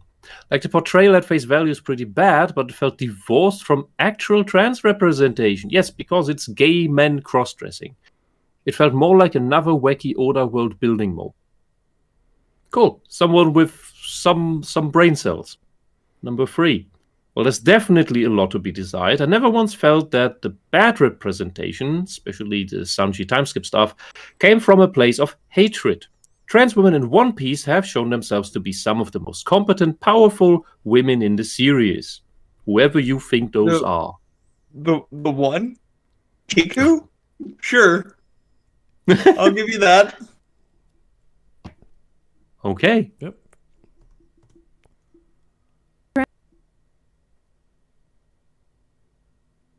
Yeah, it's strange that actual trans women don't see cross-dressing ugly men as trans. Isn't that funny? Only you weird gay women activists from useless universities conflate that with trans. And wise as they helped Sanji on his journey. I think my watch together died. Oh no. Strong and wise. Oh no, I'll have to reload. All right. Oh god, I need a minute. All right. Sorry. Take your time. Play. I just want to get to this person talking about Yamato because that's completely wrong. All right. Is this thing working? I can see the screen. How are you doing? I don't know. Let's see. Strong Nope. wise as they My helped thing isn't Sanji on reacting. his journey. Oh god. Behavior and words, Sanji still seems to care for the Kamabakas, as it's they are running mentioned again. during the Whole Cake Island arc when Sanji is being threatened and blackmailed. Nope, my UI the blackmail being that someone he loves will be assassinated. The Kamabakas were mentioned as an option for assassination here, so it feels like Oda trying to present that Sanji doesn't actually have ill will towards the Kamabakas. There also seems to be a rebranding of his move, Hell Memories, as it previously was meant to be him getting angry at at the fact he was chased down by the Kamabukas, calling this scenario hell. It's a big yikes. But during the Wano arc, it seems this move has somewhat now become equated with his past regarding his blood family and the abuse he experienced. At the end of the day, it's an extremely confusing and weird area. It's especially weird for Oda, as he's written loved queer characters before. From what I can see, and from what I've been told by trans women, there doesn't seem to be malicious intentions here. It was just a really gross joke. But Oh, do you mean this smiling face? Yep. Yeah, that's the painful played happiness that I meant. He's not enjoying himself, he's just playing along so that they torture him less. This is like what is it with these weirdos who cannot see the pain in the people they abuse? All right, so there's a section about Yamato. Is that where we want to get to? Yeah. Yamato. Where is that? Does anyone know? What was the time? I don't know. I haven't seen the video. I can't don't tell know. You guys can. Give us the timestamp. Is it in the original video? Can is it labeled? It is likely in this, but we have 14 minutes ahead of us. it's- Where let that could be. Let me see. It says Wano, Kiku, and the Yamato discussion are at 23 minutes and 8 seconds. We've passed 23 minutes. We are at 23 minutes and 8 seconds. It starts right now then. Here we go. Okay, let's do it. Yep. Okay. I think Oda has actually been getting better at writing queer characters, especially trans women, and we can see this in Wano. If we jump from the year 2010 to the year 2018, Look, that's because the previous characters weren't trans women, you numbnut. we have our queer characters in One Piece. Kiku is a samurai who was born male, but identifies as a woman. She has a beautiful speech about how she has always been a woman at heart, and is seen as a woman by everyone around her, from her brother to Sanji. She is the first queer character who has absolutely no gags assigned with her queerness. She just Thanks for calling everything queer, you bloody asshole. Throwing everything into the same fucking bucket. This is a character that you could take as actual trans, possibly. Because the thing with actual gender dysphoria is that in males, for example, you get an increased level of androgynous features, more so than in the average person, or at all. Thing is, And that Zoro fits. was the only one. Zoro was the only one to pick up that Kiku was a man. Yeah, and it's not. It isn't necessarily as extreme as here. I have met some cases where it's like breathtakingly extreme. Like you would think, that you look like a girl, with very very few exceptions, like a bit too much body hair or something. But it's rarely that extreme. But you have androgynous features in real gender dysphorics. And yeah, that makes this a believable thing. Also because the personality is usually more on the other side, as well as mannerisms, and that's natural. It's not some copied, exaggerated, caricaturesque, let's say, well, what you see at the queer parades, because that's just an exaggerated performance that these gay men do. While a real gender dysphoric is just all natural. They don't even notice they're doing it. It just flows, and that's why they're often mistaken, especially as children, as the other sex, regardless of what clothes they're wearing.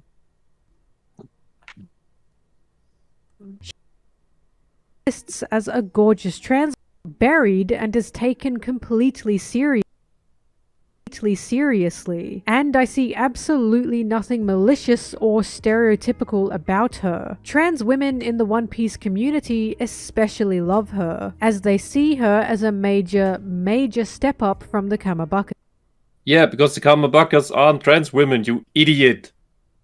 And characters like this, they are, well, it's rare you can achieve that level of passing. Let's be honest. And it is a There's even a scene of Kiku being invited into the ladies' bath with the cisgender women of the series. And it's all done normally. Nothing gross, nothing predatory, nothing harmful. It's a complete... Like the boob fondling on the right? Just asking. And I couldn't be happier for her. Here is someone I need to mention. A character who has caused a lot of controversy. This character, of course, being Yamato. Now, I am going to tread very lightly here because I know This is some demon girl Oni thing.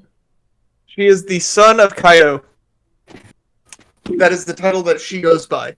Son of Kaido. Okay. But the thing is, she wants to be Odin. She doesn't want to be a man. She wants to be Odin himself because she looks up to Odin, who is the person that went up against her father in the past. And on her Viber card, that was really because this is how we have a lot of our information on One Piece. Is Oda releases Viber cards, and they give a whole brief description of the character, where they're from, their sex, and everything. Mm-hmm. Kiku is listed as female. Mm-hmm. So we know Kiku is in fact a trans woman. Yamato is also listed as female. Mm-hmm.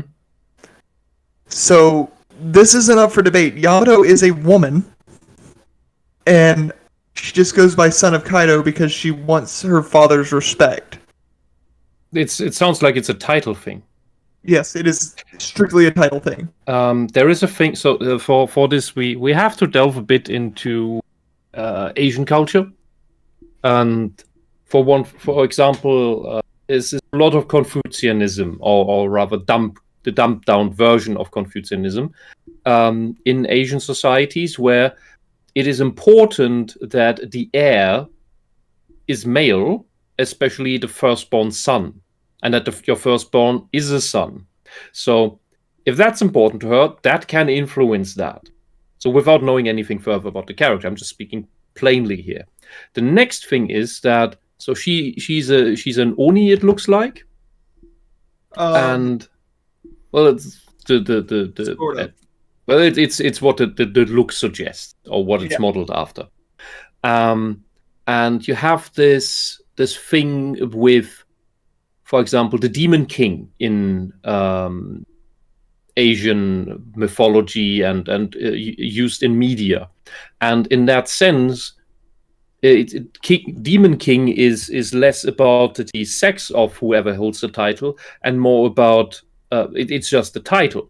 That's why you have there's been a very wholesome manga, very short one, that is, I think, I Married the Demon King or something, and there the Demon King is a woman, because the title Demon King, which also was a surprise to the adventure party, but the Demon King is just a title in this context, nothing about male or female, and that may be a similar thing in this case, similar inspiration, but I'm just guessing from the outside here. Yeah. Yamato is strictly has the title son. Yamato is a woman. There is no debate. People get upset because they don't want to believe that Yamato is a woman. So it's a culture clash problem. Yes. Okay.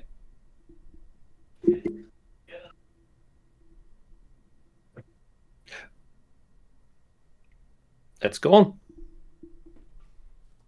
People are sick of the arguments around this, but I am going to look at this If they as were, they would stop. reasonably as possible. The biggest argument surrounding Yamato is whether they are a trans man or not. Yamato does not look traditionally masculine, but he goes by he/him pronouns and calls himself a man. Yamato presents very differently from characters like Bon Clay and Ivar, as he is also not a gag character. Well, this is not a product of gender dysphoria. This is a prestige thing. It's like like Naruto in Persona. Smart? Well, no, she hides her identity to be. Yeah, but she thinks she has to be a man in order to be to get the position she wants, to be respected for her position. Yeah, whereas this character seems to be interested only in her father. So you could say it's similar to positioning, but it's more like I want to prove myself to my dad, whereas in Naoto's case, it's more of this misguided understanding of what the reality is. And, Sarek, who is Kozuki Oden? Kozuki Oden he was the ruler of Wano up until about 100 years ago, whenever Kaido came about and took over the island. He's the one that Kaido killed to take power. Was Kozuki Oden ever a woman who turned into a man? No. Oden was just a dude. His son is in the current timeline because his wife had the ability to transfer their son forward in time, along with a few other people. Yeah, in that case, this speech bubble we see here is giving away everything we need to know, and it also explains why this idiot takes this as evidence of a trans woman, because her stupid ideology that she got in her fraudulent university told her that you choose your gender and thereby your sex or whatever, and that makes you trans. No, it doesn't. Gender dysphoria does. And she doesn't. This character, this woman, is not trans. It's here. No, she's Kozuki Oden was a man, wasn't he? So because Kozuki Oden, the man she aspires to, or wants to upstage, was a man, so I choose to be a man too. Because she is insane and believes that's a relevant thing in order to do that, to get on par. And this is not how anything works. No. Odin was in Roger's crew, like Rono Zoroproto said. He was the one that could decipher the I forget what they're called. The stones. There's multiple of them in the world. There are a lot of stones in the world. Some are called pebbles. No. These are giant cubes that have writing on them that talk about the 100 years of lost history. Okay. This is relevant to this thing? I'm getting the timeline mixed up with Odin. That's all. What's relevant about being a man? She's just impersonating Odin. That's it. And she's not even trying to dress up. Poneglyphs, that's what they're called. What? Poneglyphs, or the stones that I was talking about. But anyway. But yeah, no, she's literally just impersonating Odin because she looks up to Odin. That is it. This has nothing to do with trans. You're dumb. You're an idiot. Not you, Cyrek, but the gay woman.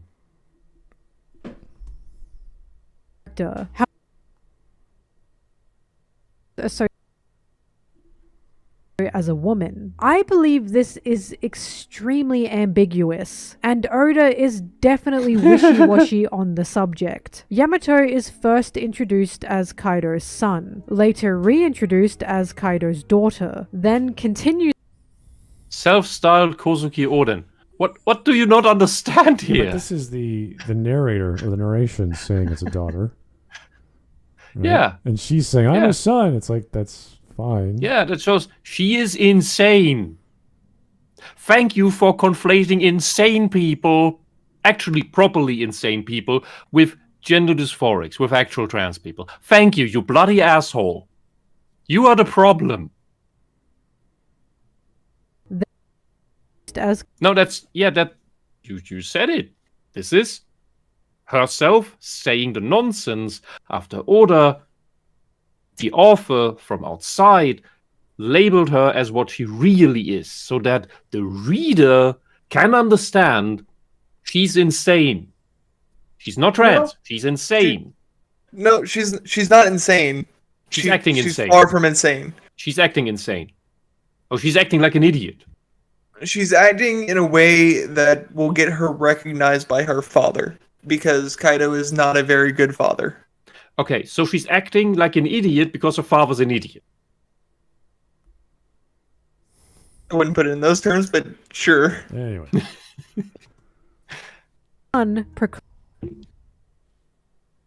after is Odin, a character who is a man, explaining that if Odin was a man, then he is a man as well. Due to this, No, chooses to, not is, chooses to.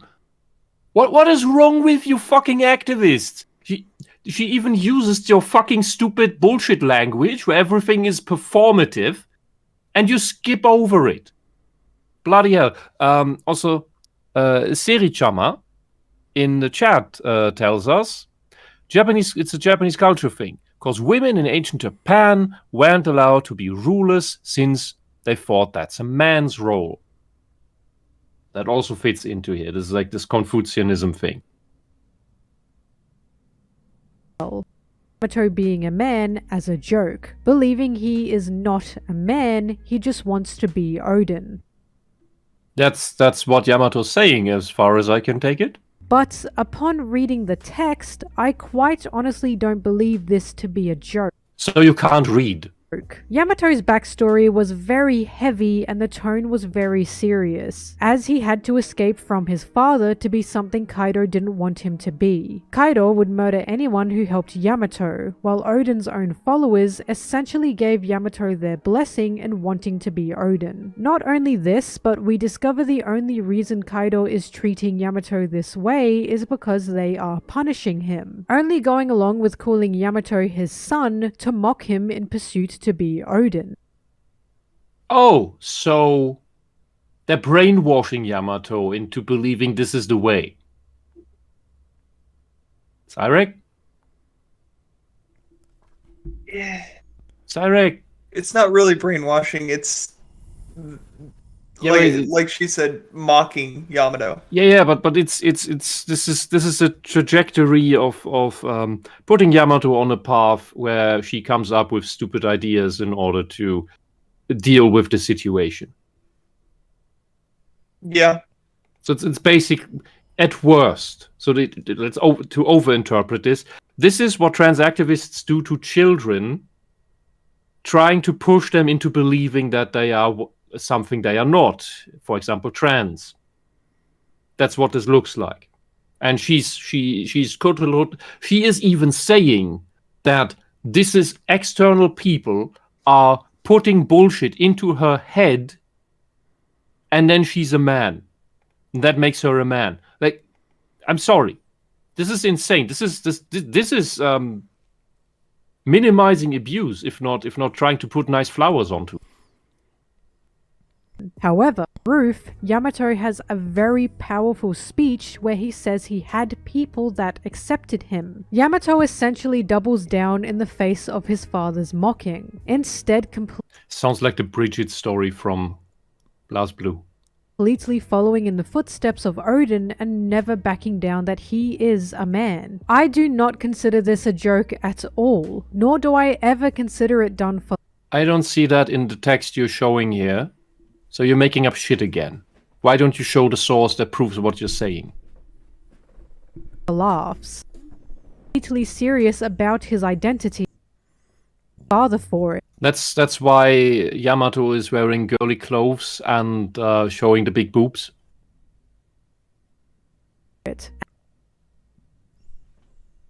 The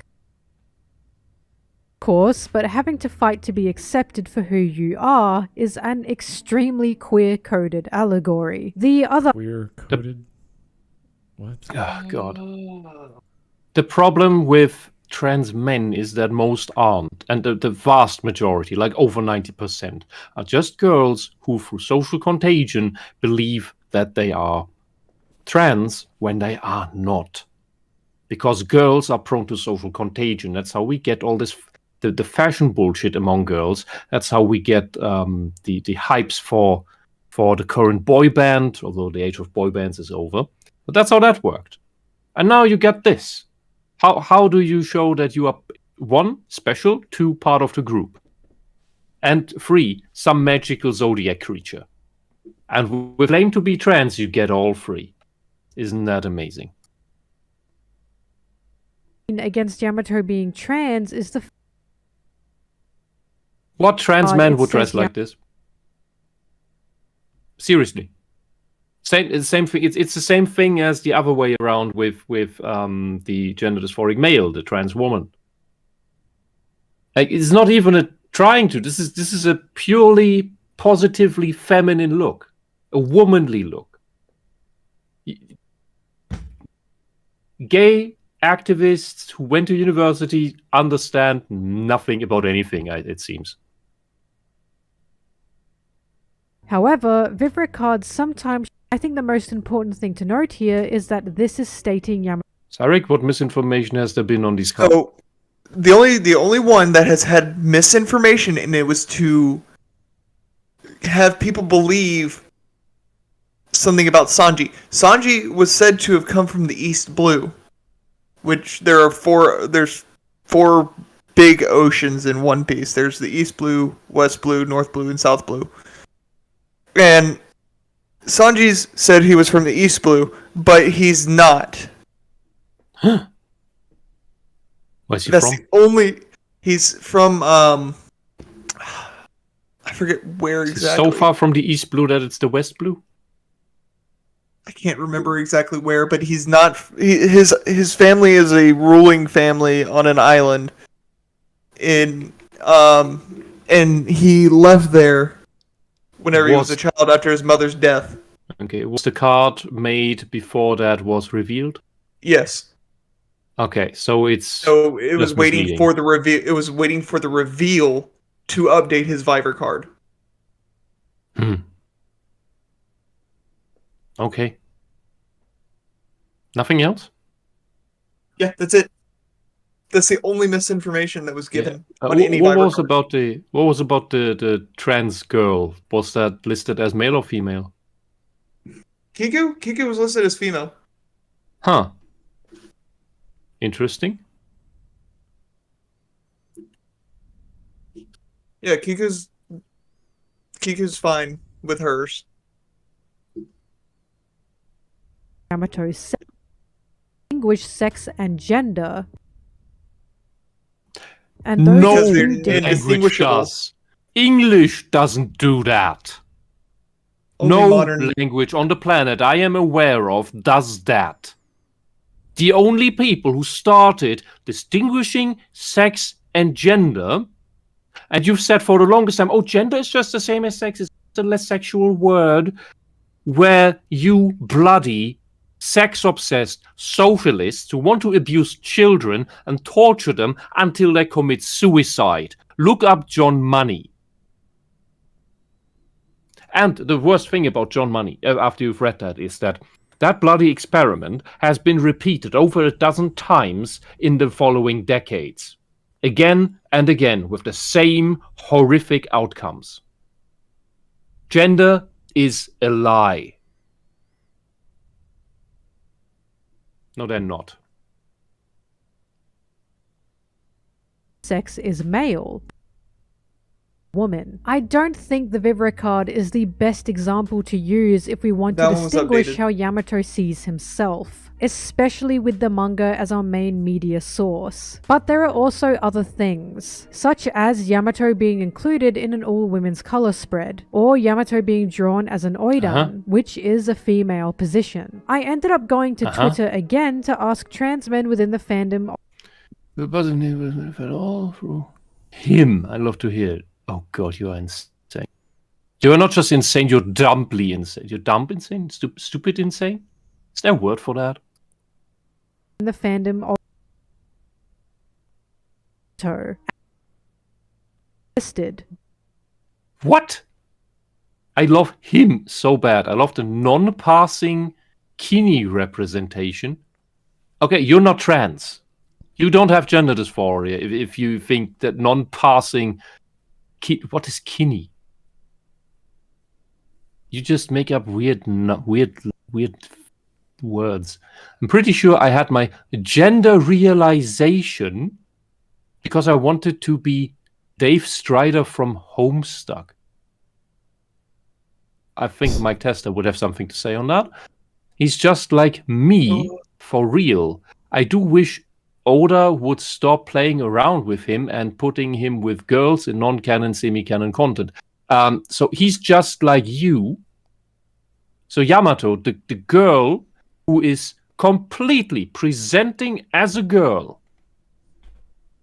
and just claims to be a man for societal reasons, possibly, that's just like you. So you're a liar.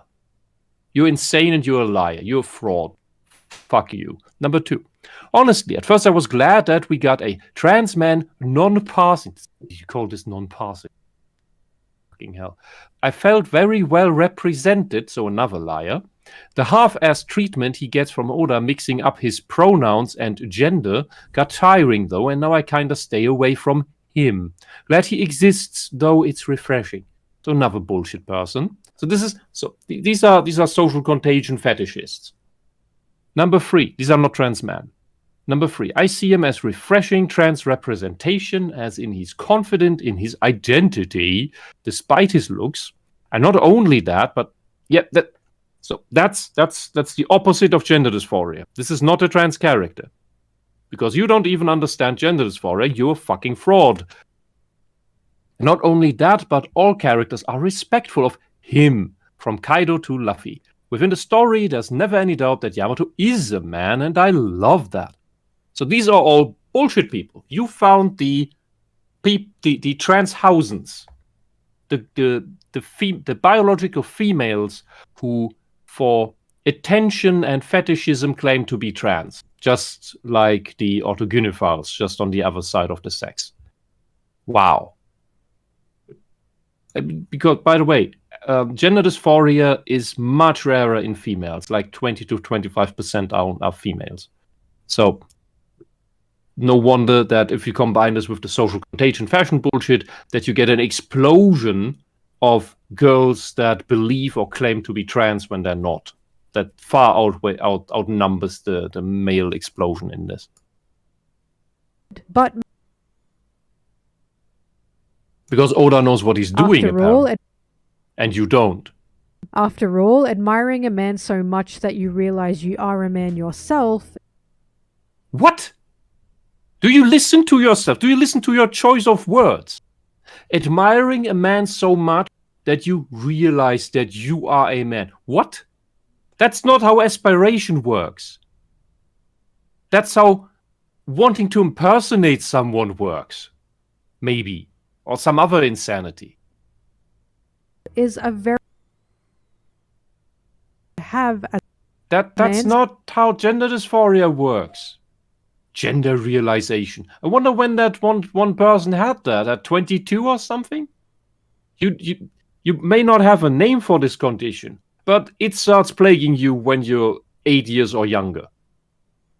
If it happens after that, the later the claim comes up, the more unlikely it is true. So, and when it happens after puberty, especially when it happens after puberty, then it's definitely not true. These people are liars. Gender realization. Fuck you. Seem to take Yamato as something not.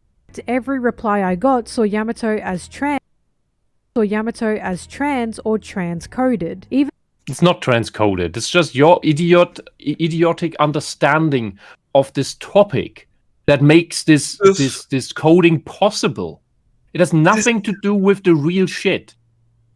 I hate you. She is sounding more and more like a tourist to One Piece than an actual fan. Same with the people that. She's also a trans tourist, just like all these alleged trans men who are just trans tourists. I think we should establish that term. Was accidental. Thing we need to remember here is ultimately Oda is a cishet man. No. All right. I think Oda maybe a cishet man. I think we could stop there. Once she starts using these stupid I wanna- terms, it's getting. She's smart. She's been using them for 20 minutes. Well, now she's acting. I want to hear the rest of this point. Cishet. What is a cishet man? Does anyone know? That's a non-trans heterosexual man. So Which a means normal what? man. So just a say normal, man. healthy man. Just say a man. You see how dumb? Like even okay, if you have vocabulary that is nonsensical, your entire reasoning is going to be pointless. Smart. These people want to get rid of normal. That's why they invent terms like cis. It's not going to stick. Het. The next generation going to be like, what the hell does this term even mean?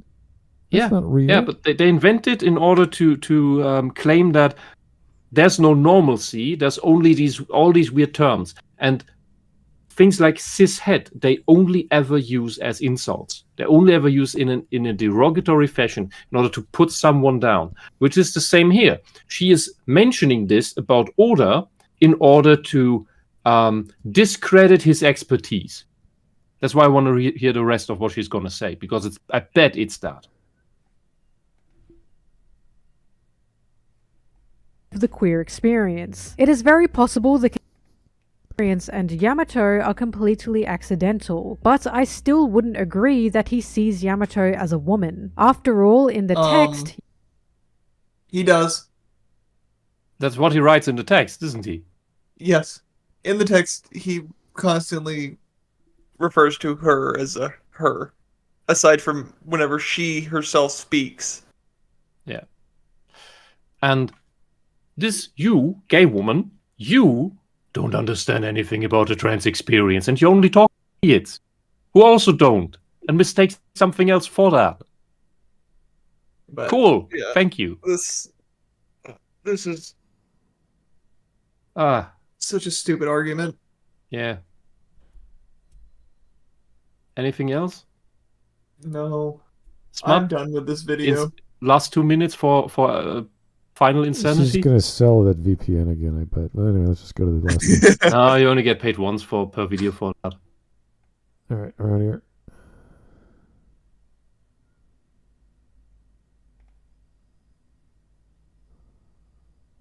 To conclude this video, because it's getting so long, the queer representation in One Piece is extremely up and down. On one hand, we have really nasty portrayals of queerness. On the other hand, we have extremely loved and popular characters who are well world. written and well received. And sometimes we just have straight up ambiguous presentations. I didn't touch on everything here, as I'm sure a lot of you would have noticed, but I'd probably need to make a second video for that. All in all, One Piece is honestly pretty good with its queer representation. And what? You just said the exact opposite. It's pretty good, but no, it's really weird. It's inconsistent. Like, what is... It's really ambiguous, but it's really good. Cool. nor hate for the queer community. If anything, I think it's the exact opposite, and he seems to embody the ideals of his own protagonist, which is letting people live as they want to live. It's true there have been some really, really ugly scenes here and there, but I would pin that up to really, really, really bad jokes he didn't recognize as offensive. Okay, that's stupid. No. That's stupid. No. I think he knows they're funny. They're hilarious. Once you start using terms that are repeated, like something is very, very, very bad, it's like, no. Use an appropriate word to describe your feeling. Use one adjective, one adverb, whatever. This person doesn't know what they're talking about, or doesn't have the ability to articulate what they're talking about.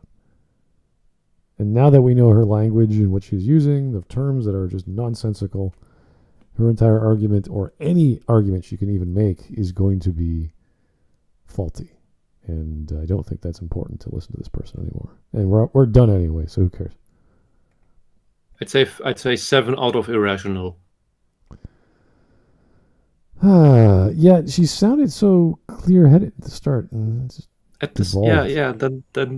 it went downhill. All right, hopefully we got some. Where are the memes? There they are. We got some memes. Okay. Legacy. What do you got for us, Legacy? Jeez. Okay. You mentioned cheese at some point. Yeah, I was making a reference to, like, Why isn't this talked about in literature? It's because I think it's important. Maybe the creator didn't think it was important. My studies on queerness are most important part of the story. The alt-right playbook, the ideologue. Oh my God, what is all this crap? Oh, the fandom guy. I only know Pillar of Garbage. Well, yeah, obviously, but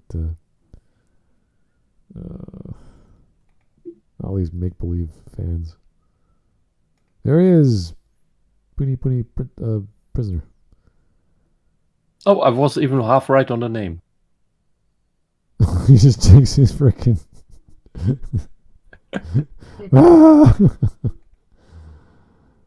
Okay. Yeah, villains much. in One Piece. Yeah, that's pretty much. Yeah, they're not as unrealistic as I hope.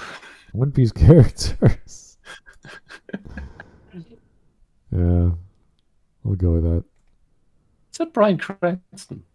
As a trans woman, holy shit, Kiku being invited to join the girls on the bath made me cry. It makes me so happy to see her enjoy herself and be accepted, and I still think she's by far my favorite character in the series. Okay. As opposed to real women who would never accept that. If you were to do that in Japan, I don't know of any mixed bathing public baths, because my brother goes there all the time, and they're all either segregated or they're strict segregated, meaning you can't even take your kids in if they're your child and they're male or female. There's all these rules. The women, like the old women who run the inn, they go everywhere because they clean the place. So you'll have like a bunch of nude men going to their spot, and there's like women running around just giving them soap and scrubbing the floors and whatever. But no, the more expensive you get, the more strict the rules are. So, as a trans man, I cry every time I talk about Yamato being a trans guy. He's the first representation of trans men that I ever saw, and it just makes me feel so happy and welcome. Okay. You're not a trans man then. Plus the fact that Luffy and the others respects Yamato's gender identity, and they don't misgender him on purpose in caps. Anyway, I'm crying again because I love him so much and I want to protect him with my life. Okay. That is not how a man talks, so you're not a trans man. Just another girl with a fetish. Oh boy. Salvador Senpai, 97. One of the funnier reasons why I think Yamato is a transgender man is with the General Frankie test. What is the General Frankie test? In every single piece of One Piece media, from the anime, manga, movies, and specials, anytime that Frankie busts out his mech, the boys go absolute apeshit because boys like robots. Something that was said before, if I remember correctly. Whilst the girls just go deadpan silent. Trust me, go watch the intro to General Frankie when he first busted out in Fishman Island at the end of the Punk Hazard arc with the giant children. Film Gold, Heart of Gold, there's probably others, but I can't remember right now. Each time without fail, when the guys go crazy for it, the girls just go meh. However, in Wano, when Yamato encounters General Frankie, he looks on in absolute wonder with stars in his eyes. This is the undeniable truth to the dilemma. So, because she's a tomboy or she likes mechs? If anything, she is a tomboy. But it's the fact that she's been on Wano her entire life and has never seen a robot. Wow, that was... Is she obsessed with power? Engineering, maybe. Or just She's obsessed with anything new. Yeah. Because whenever she meets Ace, he tells her a whole bunch of stuff, and she's just fascinated by his stories. Okay, that Because explains that she then. wants to see the greater world. She doesn't want to be stuck on Wano forever. This is great. What LGBT think they look like, and you got all the... Well, not all the attractive characters, but the ones that we were talking about. And what LGBT actually look like. Okay. Well. Sadly true. Legacy, this is the same character we were talking about? Yeah, that is not a gesture that a man makes, by the way. Important information of Yamato's Vivre card. Name, female, November 3rd, age 28. Okay. Height, 260 centimeters. Holy shit. All right. Lucky's her special powers that she can use. Basically, she's got the same powers as Zoro and Usopp. Wow. She doesn't have the Conqueror's Haki, which is to either incapacitate or scare off creatures that are weaker than you. She's also tall enough for an Oni. Yeah. And she has the weapon of an Oni. She's an Oni. More importantly, it says in the corner, Kaido's child, not son. One Piece fans discussing whether Yamato is a man or a woman. Fate fans. Yeah. Okay. I get it. Oh. I think this is the manga that Whisp might have mentioned. No, that's Mao-sama something. That's a wholesome one, but I meant a more recent one. Here we That's have. It's more for comedy. Yep. This thing's mainly wholesome. There you go. That's what we got. Good stuff. Read a book. History of Gender. Oh dear. Oh, let's not. Let's not go into John Money. Bacon Man genus genre. Gendre. Oh, it's French. Okay, you were right. Sexus, Latin, a sex state of being either male or female. Gender, sex, late 14th century, males or females collectively, and that's a noun. Good. That's interesting. Okay. You're the same. Alrighty. Well, that was sad. I think she's a fan, just really interpretive of. Yeah, I think she just got corrupted by bullshit in her university and on Tumblr. Yeah, once those words, like, she started using the word coded, I'm like, my eyes just started, oh my god, did I actually hear that from her? I think if she hadn't gone through that ideological brainwash bullshit, she might be a rational person. She might have had something insightful to say about those two guys at the start that she was saying were beloved. And I'm like, I don't know. It's not a part of the narrative. It is part of the narrative by virtue of having gay man on your back. But outside of characterization or basic designs being flamboyant, which everything in One Piece has always been flamboyant. Every episode you watch is going to have some over the top thing, whether it's someone how they dress, their power, fight scene. This is why you're here. You're here to watch amazing big fights. That's why people were arguing about, when One Piece was coming out and Naruto was coming out. Naruto had some big fight scenes, but most of them are pretty small. But when they had like the giant frog and the giant snake, that's why you're here. You're here to see these crazy fights. And One Piece just kept delivering that. And it was wild and wacky and more magical, I'd say, than ninja stories. Which is a pity. Yeah, I know. But there's a reason why this is so popular. It's fun. It's awesome. And it's not to be taken in this weird interpretive sexual way when it's designed for young adults. Thankfully. All right, guys. That was our Anime Monday. Thank you so much for tuning in and listening to this gobbledygook. I mean, it wasn't all crap. She had some decent observations. It's just her terminology and conclusion that was nonsensical. And her terminology inevitably leads her to a false conclusion. Yeah, if she's stuck with forgetting about her I'm a gay woman, like, who cares? No one needs to know that. Just focus on the narrative. Focus on what's there. Tell us why these characters are good, not because they are sexually this way or that way, when it's completely irrelevant to the story. And frame the narrative the way it should be framed, as depicted, not in your interpretive This was a filter. This wasn't even a lens. When we talk about using lenses, she was blocking out stuff and replacing it with her own stuff. The interesting thing is that I think it was 9 quotes from Twitter overall, that only one seemed like it was an actual gender dysphoric. Maybe. And all the others were either weird or definitely not. It could have been so 1 in 9. Who was 1 in 9. gender dysphoric, but was also being influenced by some of the words and language that you hear.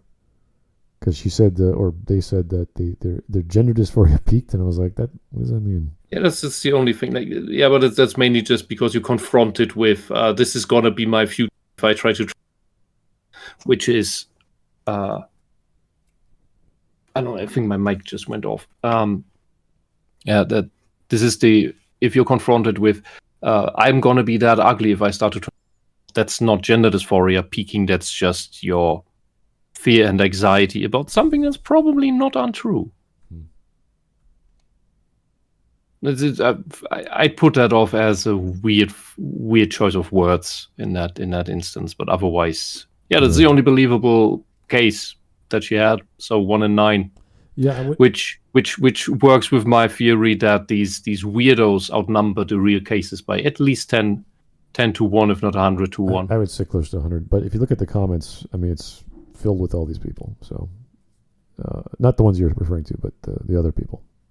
Because they flock to what they think approves of them. Birds of a feather. All right, guys. Thanks so much. We'll talk to you soon. Keep the suggestions coming and the voting going. We'll talk to you later. Bye-bye.